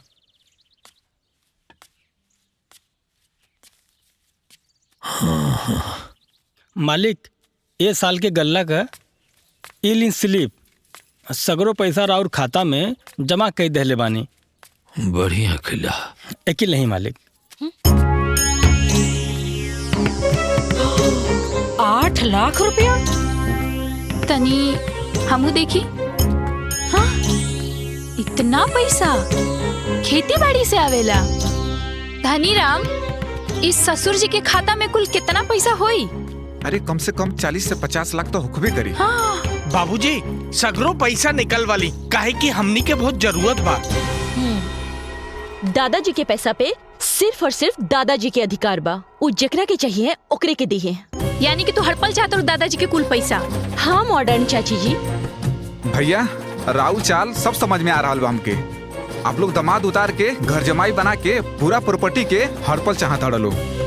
ए मनोज, देखा अंजलि के करतूत से हम खुद परेशान बनी, और तू का कह रहल बड़ा? हाँ, तोहरा के हमरा ऊपर विश्वास नहीं के इल्जाम लगा बता रहा हमरा ऊपर। धन दौलत के आगे भाई भाई के दुश्मन हो जाला। सही कहानी रहुआ लोग, बिल्कुल सही कहानी, लेकिन एक आखिरी फैसला दादाजी ही करें। धनी राम। मालिक, राजबाबू के तनी खेत देखा था। आई पहुना, चल के खेती बाड़ी देख ली।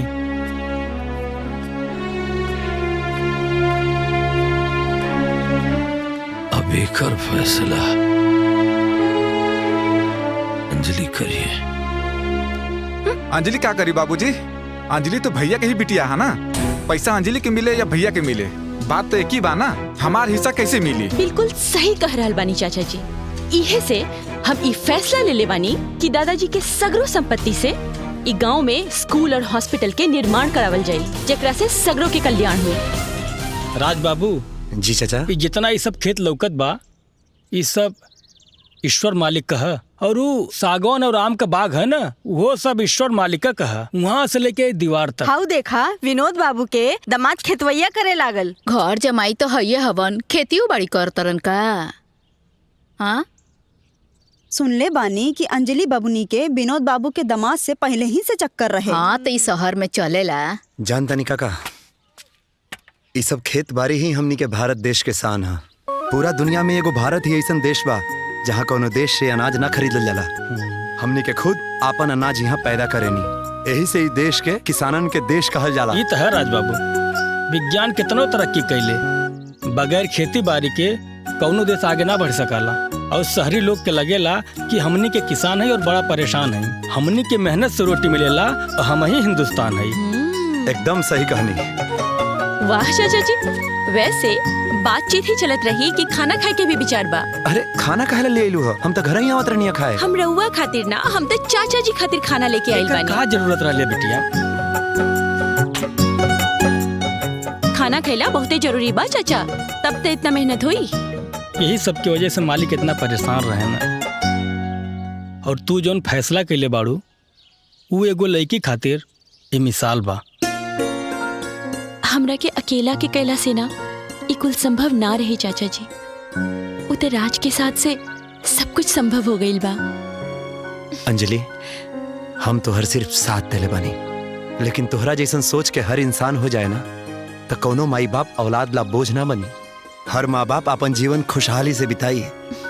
ठीक बा बचवा, तू लोग घरे जा, हमके बहुत काम बा। और तू खाना लेके आलू बिटिया, तो के भगवान खुश रखें, खूब बढ़िया तू लोग निरोग रहा। हमके बहुत काम बा, हम खा ले, तू लोग घरे जा। ठीक बा चाचा जी। चला घरे चला। ए जी सुनी ना, मौसम कितना सुहाना बा ना। चली हम रवा के गंगा जी घुमा के ले आवतानी। हाँ चली। बहुत तेज बनतिया वो अंजलि, जौन एक तीर से दू शिकार कईल चाहतिया। अरे हम तो कहतानी कि वो सफल भी हो जाई। अरे हुआ ना बैठ के अपन भैया के मुंह देखत रहब। हम कहतानी कि उहे दोनों जना के चाल ह। बस ये अंजलि के ना खाली अपन मोहरा बनीले बा लोग।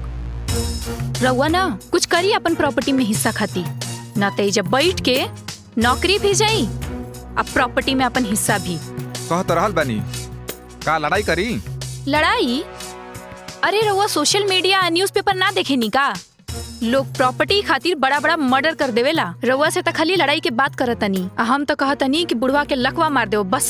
ये कुल का कह रहल बाड़ू तू? ये सुन ली तो? सुन ली, हम डराई लगा के उसे। चाचा जी, चाची जी आ जाई ना, खाना लाग गईल बा। सुन ला। चली। हाँ खाई ना। आई बैठी।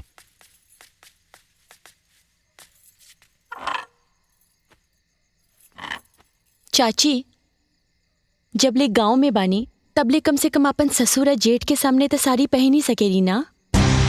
संस्कार और रीति रिवाज के निभवला से ना केहू छोट ना हो जाला। अंजलि, तू हमके रीति रिवाज और संस्कार तो मत ही सिखावा।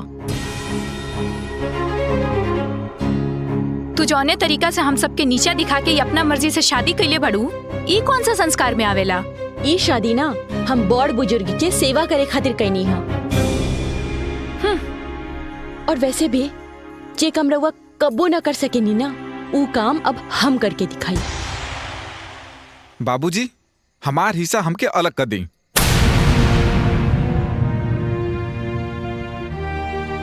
फिर चाहे जैसे चाहे वैसे करी। कैसा हिस्सा? तू लो अपना हिस्सा के अधिकार खो चुकल बाड़ा।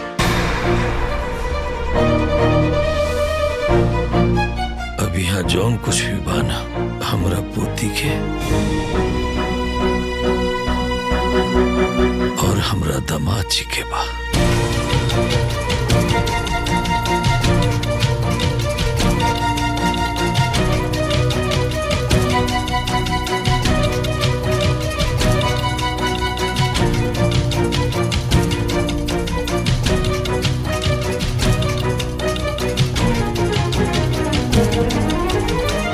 ए जी, आज का जानी काहे सवेरे से बबुआ के बड़ा याद आवता। तनी फोनवा लाई ना, तनी फोन में लाली बतिया ली। लगावा। हाँ। हम हूँ यह सोचत रहनी है।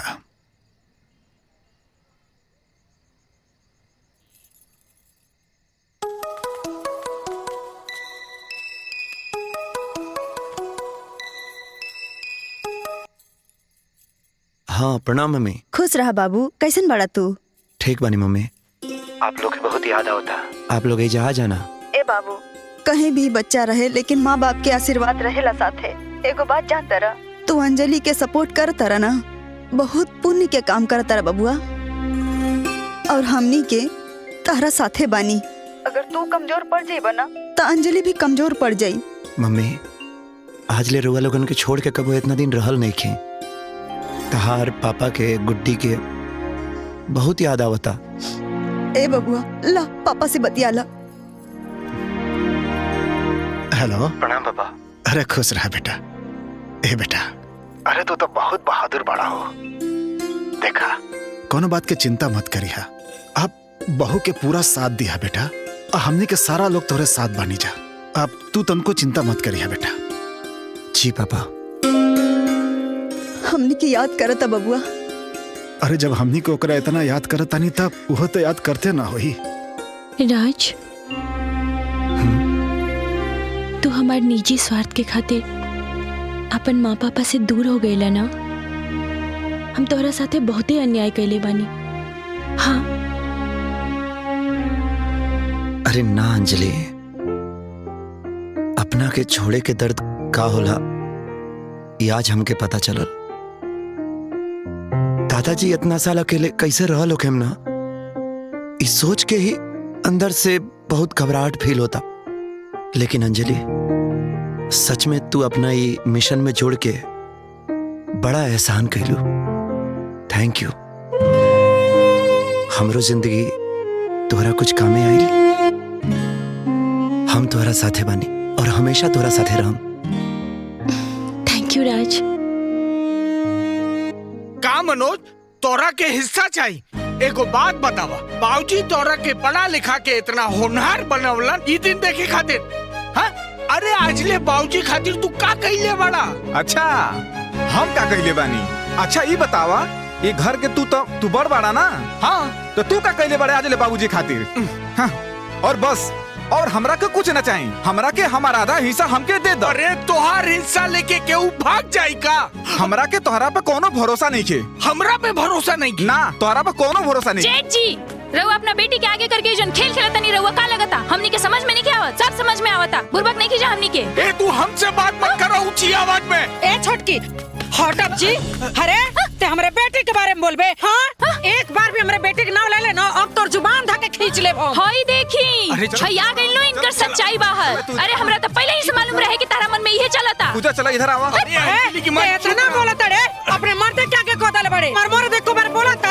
जवाब नहीं के हमरा मरत। अरे चुप पापा, चाचा चाची। चल इधर आओ। रउआ लोग ये का कर रहल बानी? प्रॉपर्टी के खातिर इतना तमाशा? रउआ लोगन एक बार भी ना सोची ना कि ये सब तमाशा देख के दादाजी पे का गुजरत हुई? अरे हमरा के ना चाही प्रॉपर्टी में हिस्सा, और ना कबो चाहत रहे। रउआ लोग अपन अपन हिस्सा के बराबरी में बांट ली।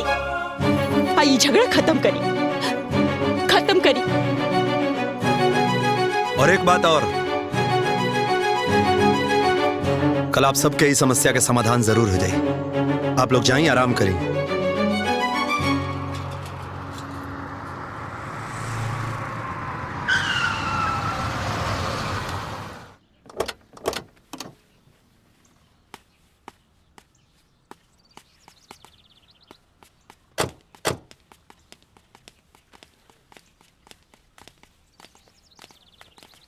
प्रणाम। प्रणाम। प्रणाम पापा। गोड़ लगतानी पापा जी। खुश रहा बहू।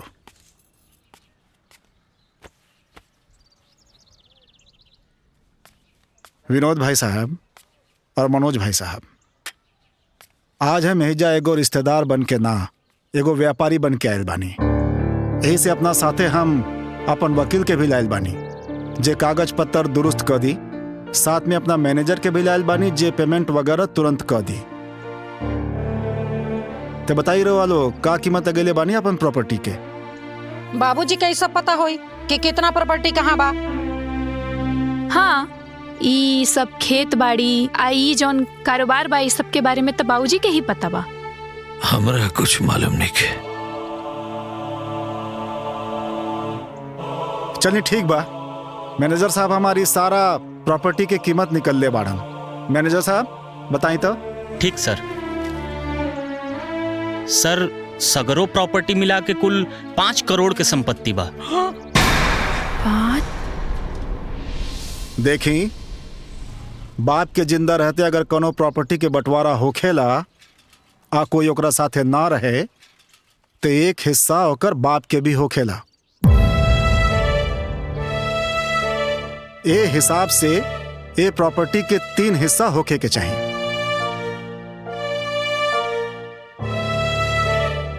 बाबूजी, रउआ बताई, रउआ के हिस्सा चाहिए? कुछ न चाहिए हमरा।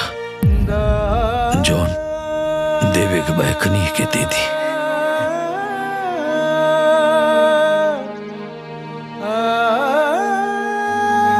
चलिए ठीक बा। मैनेजर साहब जी, ये दोनों भाई के नाम से 5 करोड़ के आधा 2.5 करोड़ ये लोग के अकाउंट में ट्रांसफर कर दी। ठीक बा। रउआ लोग अपन अपन अकाउंट नंबर दे दी, हम भेज देता नहीं। अपना मोबाइल नंबर बताई, हम व्हाट्सएप कर देता नहीं। अब हमनी के शहर जाए के आज्ञा दी। ठीक बा। प्रणाम। प्रणाम। चलो।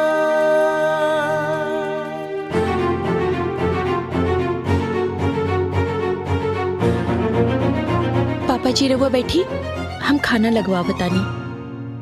रहुआ बैठी जी।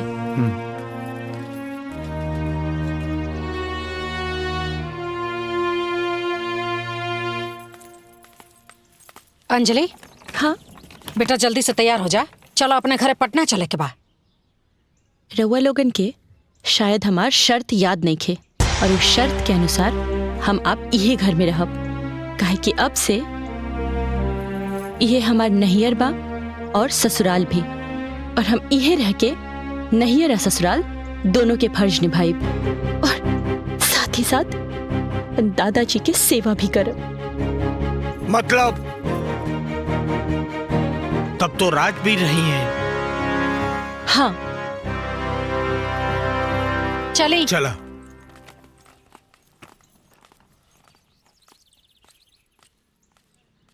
देखा था लो भैया, का जमाना आ गइल बा।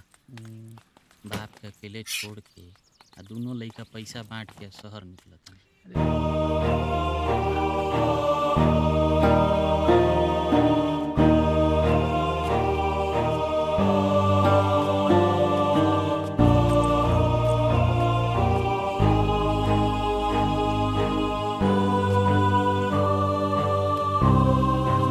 चला।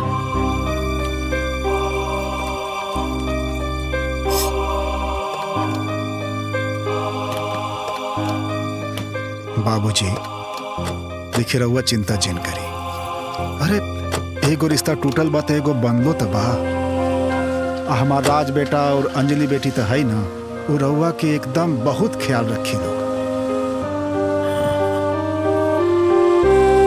दादाजी, हम तो आपकी छड़ी बनी ना। हम और राज हमेशा आपके साथे रहब। अब घर चली। पापा जी रवो चली, खाना लग गइल बा।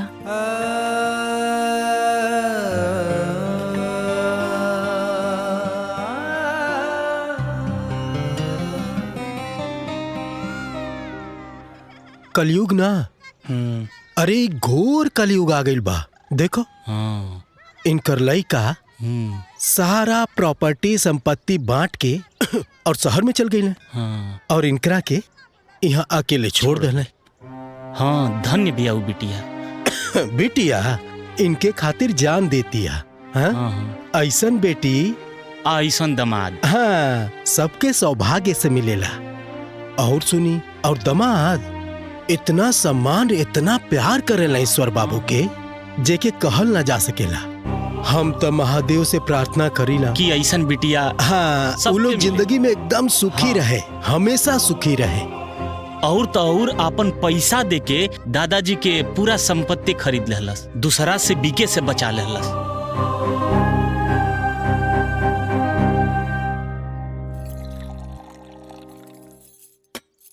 दादाजी खाना खाई ना।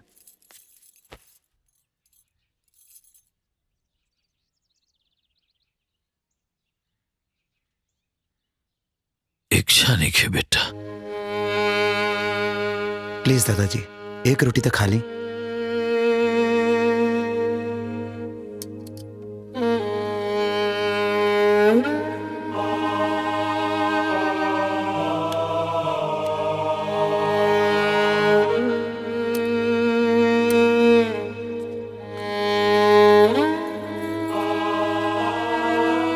दादाजी, जे रुआ आंख में आंसू दे ले पा, उहे एक दिन आके रुआ से माफी मांगी।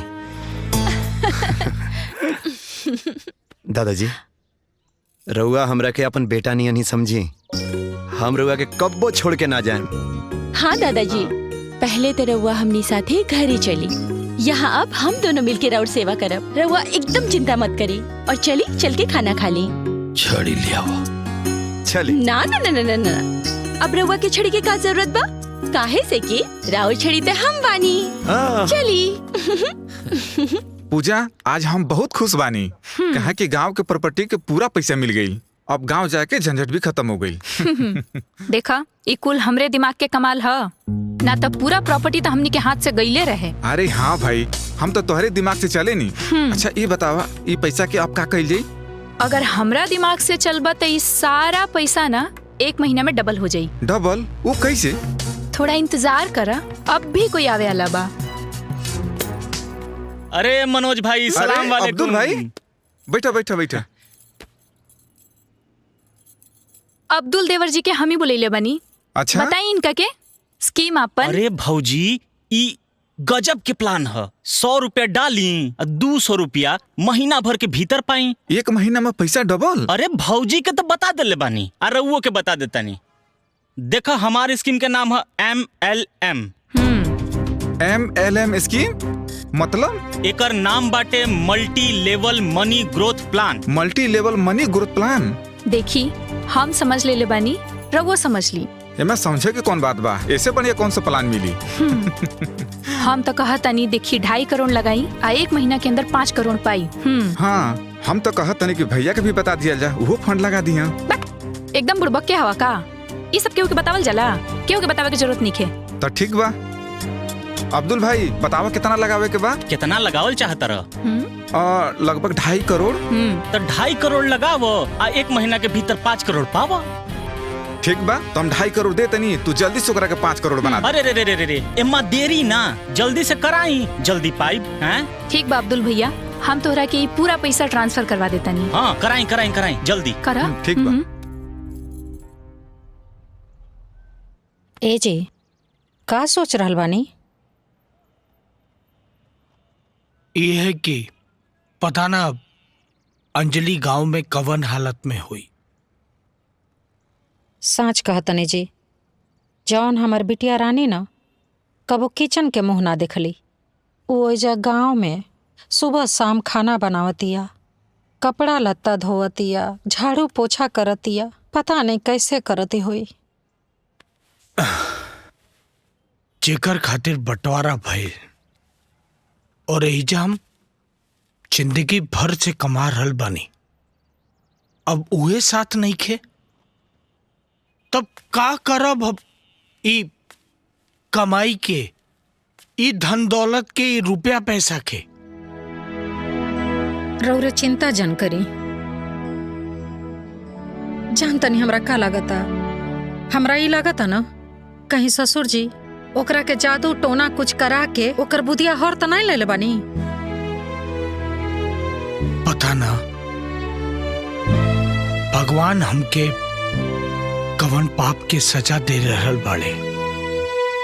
तूहू प्रसाद लेला और उन्हों के दे दे। ठीक बा। और सुना, काल हम कुंडली और दिन तारीख देख के तू लोगन के सब बता दे। ठीक बा। हाँ? कि कब तिलक के डेट रही और कब शादी के। ठीक बा ना? हाँ, काल बता दे तोहरा लोग के। ठीक बा। हाँ, एकदम चिंता मत करो। दादाजी, रुआ के कहाँ कहाँ हम ना खोजनी, चली घरे, बहुत रात हो गई बा। जाइले तो तनी मन के शांति मिल जाला। वो ठीक बा दादाजी, लेकिन अंजलि घरे परेशान होता रही, चली। अच्छा चलता। हाँ हाँ, जा ही रहुआ। कितना मान सम्मान करेनी ईश्वर बाबू के दामाद। दामाद कितनो प्यार दुलार कर ले, बेटा ना हो सकेला, आपन अपने होखेला। सुना, एक बात तू लोग अपने दिमाग से निकाल दो कि आपन अपने होला, लेकिन राज बेटवा तो अपना बेटा से भी ज्यादा देखभाल करेला। ऊ ईश्वर बाबू खातिर जिंदगी दे रहल बा। और धन बाऊ अंजलि बिटिया जे अपन घर के बसावे खातिर दिन रात मेहनत करतारी। तहनी के का समझाई, वो दोनों लोग ईश्वर बाबू खातिर का करत बा। चल बेटा। अंजलि, ए अंजलि, अंजलि, दादाजी, दादाजी, रवा कहाँ चल गई रहनी है? यही जा मंदिर पर रहनी है। दादाजी, अब रवा के ना चिंता करे के कौनो जरूरत नहीं खे। अब मंदिर में जाके बैठे के का जरूरत रहे? बेटा, घर परिवार के माया नहीं खिंचात। दादाजी, रउआ के उ लोगन के मोह बा, आ उ लोगन के खाली माया बा, पैसा के माया। रउआ देखनी ना कैसे अपन अपन हिस्सा लेके चल गईले। भगवान ओ मूर्खन के सद्बुद्धि देस।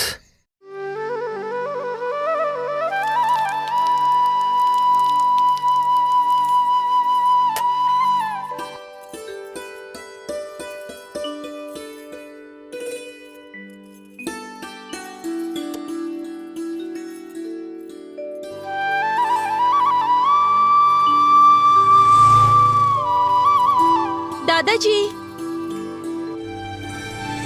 दादाजी, दादाजी, दादाजी।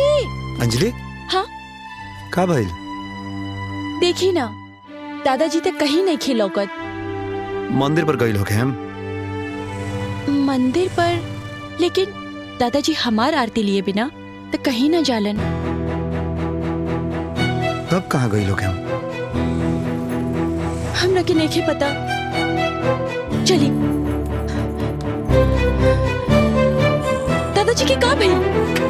दादाजी? दादाजी? अरे दादाजी के तो बहुत तेज बुखार बा। का?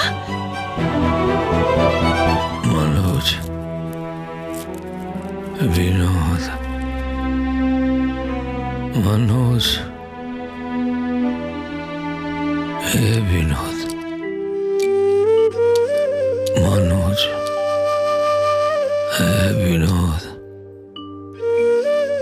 कहाँ बड़े बाबू? विनोद,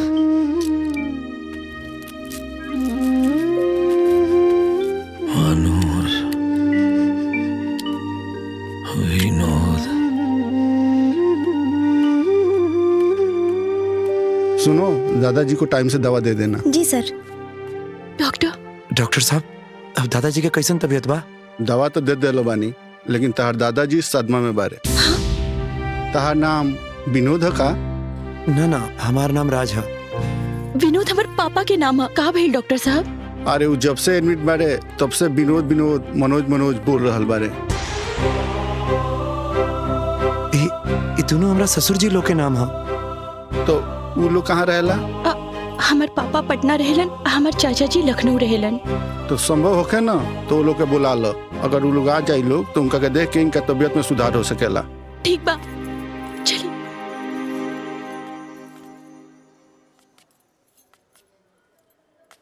मनोज, दादाजी, विनोद, मनोज। अंजलि, तू पापा के फोन करना एक बार। हाँ ठीक बा। ए जी, अंजलि के बाबूजी, हाय राउर फोन छूट गइल रहा। ली फोन ली। अरे अंजलि के फोन आवता। उठाई ना, देखी का कहतिया। हेलो पापा, पापा, दादाजी की तबीयत बहुत खराब बाटे। यहाँ के बार-बार राउर और चाचा जी के नाम पुकार रहल बानी। रउआ आ जाई ना। अंजलि, हमारो तोहर माई दोनों के तबीयत बहुत खराब हो रहल बा। दामाद जी के लेके पटना आ जा। ए बिटिया, जवन चाल तू चल रहल बाड़ू ना, हम तोहर बाप हई। हमके बेवकूफ जन समझा। चला फोन रखा, हमके हॉस्पिटल जाए में देर होता। ठीक बा पापा, ठीक बा। गोड़ लगता नहीं। का भइल?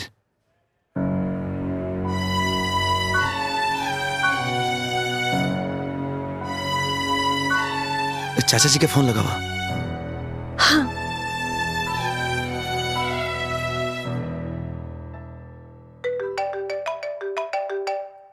अंजलि के फोन? अंजलि के? उठावा, स्पीकर पे कर दी, स्पीकर पे। चाचा जी, गोड़ लगता नहीं। हम अंजलि बोल रहे बानी। हाँ बोला, तोहार नंबर फिट बा। कैसे याद कैलू आज हमरा के? चाचा जी, अब दादाजी की तबीयत बहुत खराब बा। तो हम का करी? वो बार बार राउर और पापा के नाम ले रहल बानी। रवा गांव आ जाई ना चाची जी के साथे। अब हमरा के का याद कर रहल बाड़न? अरे सगरो रिश्तेदार तो तू तहार राजपति भइल बाड़न। तो देखा तू लोग और सुना, अरे कुल बकवास करे खातिर हमके दोबारा फोन मत करिया।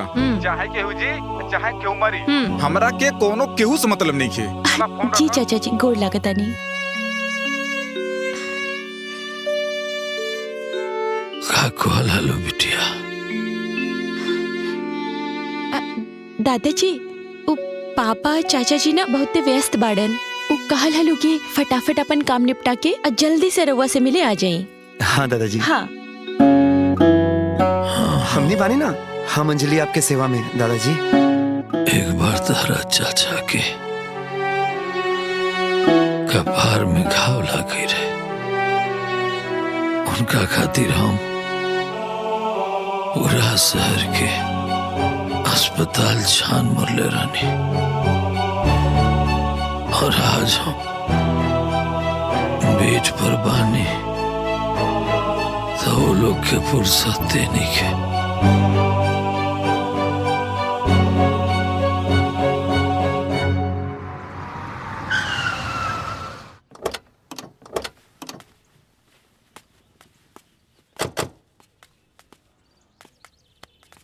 अरे क्या हुआ तुम? और हेजा कैसे चली अइलो? अरे मरीज के इलाज हॉस्पिटल में होला, हेजा ना ई घर हो। चलो जा जा यहाँ से। हम लोग सरकारी स्वास्थ्य मंत्रालय से आए हैं। डॉक्टर विनोद शर्मा का घर यही है? हाँ। जरा बुलाइए उन्हें, कुछ बात करना है। ए जी, अंजलि के पापा, अरे तनी बाहर आई। का भइल? क्या आप ही हैं डॉक्टर विनोद शर्मा? जी। क्या आपने किसी जय कुमार का ऑपरेशन किया था? जी। आपको पता है ऑपरेशन के बाद उसकी मौत हो गई? देखिए जी, काहे ना कि हम डॉक्टर हैं, ऑपरेशन कईल हमार काम है। उनकर मौत हो गई तो एमे हम का करें? क्या तुमको पता था वो डायबिटीज का पेशेंट था? हाँ। जब तुम्हें पता था कि जय कुमार को डायबिटीज है तो बिना रोकथाम किए तुमने कैसे उसका ऑपरेशन कर दिया? मुझे सब पता है। तुम डॉक्टर लोग ना कुछ पैसे के खातिर मरीज के जीवन के साथ खिलवाड़ करते हो, जिसके चलते उसकी मौत हो गई। मिस्टर विनोद, इस जघन्य अपराध के लिए तुम बच नहीं सकते हो। इस लापरवाही के कारण तुमको अरेस्ट करने आए। देखिए, हमसे गलती तो हो गई, पर अभी गलती दोबारा ना हुई। हाँ। वो किसी का बाप था तो किसी के माथे का सिंदूर था। ऐसा कोई तुम्हारे बाप के साथ करता तो तुम क्या करते? देखिए सर, हमके बचा ली, हम फिर कहता नहीं कि ऐसा गलती दोबारा ना हुई। अब जो गलती हो गई है उसकी सजा तो भुगतनी ही पड़ेगी ना तुम्हें। अरे सर, कोनो दूसरा रास्ता तो हो ही।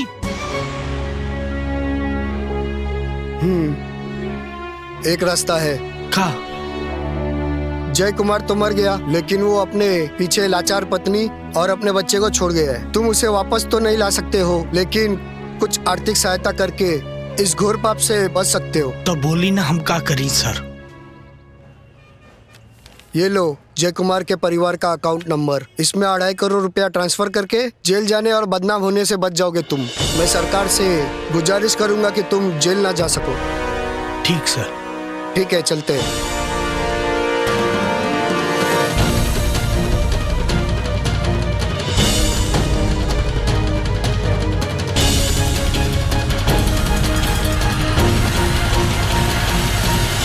विद्या। हाँ। ये अकाउंट नंबर ला और पैसे ट्रांसफर करता। और हाँ, रामपुर चले की तैयारी कर, बाबूजी की तबीयत ठीक नहीं है। हेलो अब्दुल, अरे हमारा 2.5 करोड़ रुपया MLM स्कीम पे लगा दे बड़ा ना। हेलो, रॉन्ग नंबर पे फोन करके हेलो हेलो बोल रहे हो? अरे ये अब्दुल का नंबर है ना? यहाँ कोई अब्दुल अब्दुल नहीं है।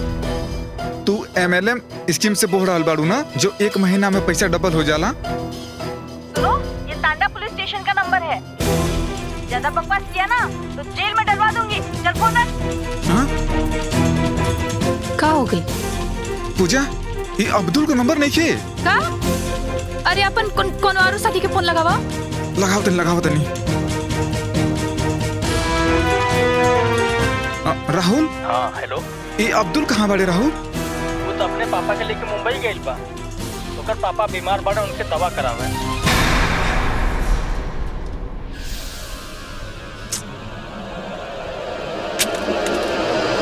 अरे अरे अरे अरे कहाँ हो गई? कहाँ हो गई? पूजा, ये अब्दुल अपना बाप के बचावे खातिर हमारा संगे कितना बड़ा फ्रॉड कैलास। और हम अपना बाप खातिर का गई नहीं। पूजा, रामपुर चले के तैयारी करब। पूजा दादाजी उठी, कुछ खा ली।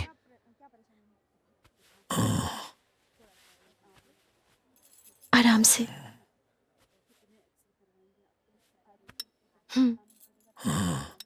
आप तबीयत कैसन लग रहा बा दादाजी? सेब ना।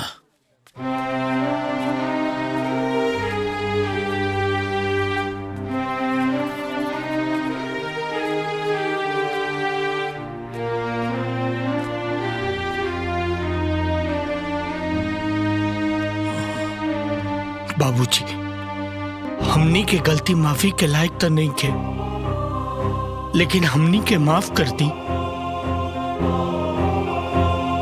देखी, मनोज भी आयल बड़े।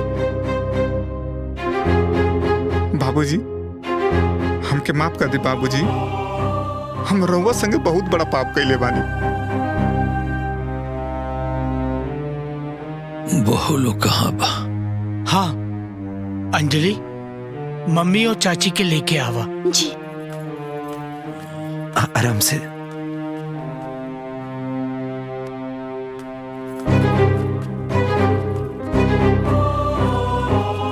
बाबूजी,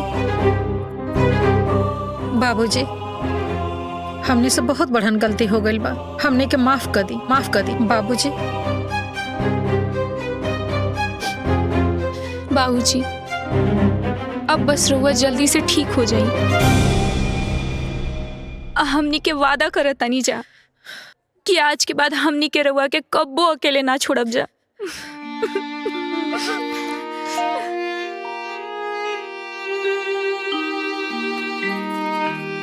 दादाजी, आपके इंजेक्शन की टाइम हो गई बा, लगवा ली।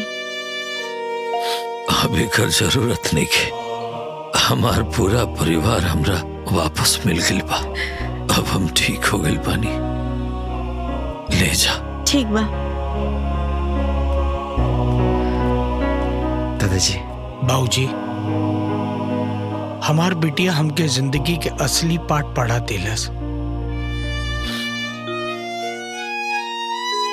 और आज तू अंजलि के साथ देख के बहुत बड़ा उपकार कैले बड़ा हमनी पे। लड़का बहुत सेवा के लिए बड़स। अब हम ठीक हो गए बानी। हमरा के घरे ले चलो। चले बाबूजी। जी चले।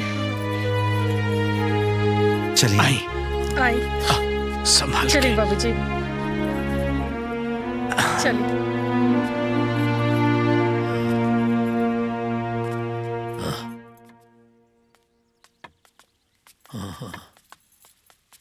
आराम से दादाजी।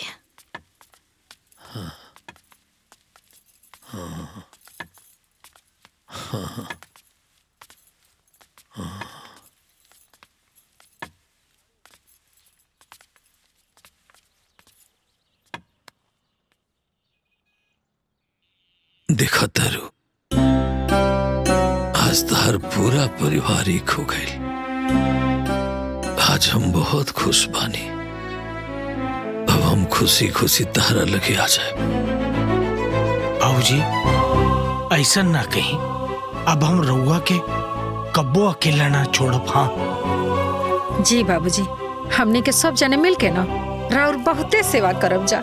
रउरा जब मन करी हमने के संगे पटना रही, रउरा जब मन करे छोटकी के संगे लखनऊ में रही। हाँ बाबूजी, आ छुट्टी में भी ना हमनी के रउआ संगे आके गाँवे रहब जा। हाँ बाबूजी, अब रउआ के बहुत सेवा हुई। एक मिनट। मम्मी, पापा, चाचा जी, चाची जी, अभी रउआ लोगन खातिर एगो सरप्राइज तो बाकी बा। हाँ? और सरप्राइज अभी बाहर आ रहल बा।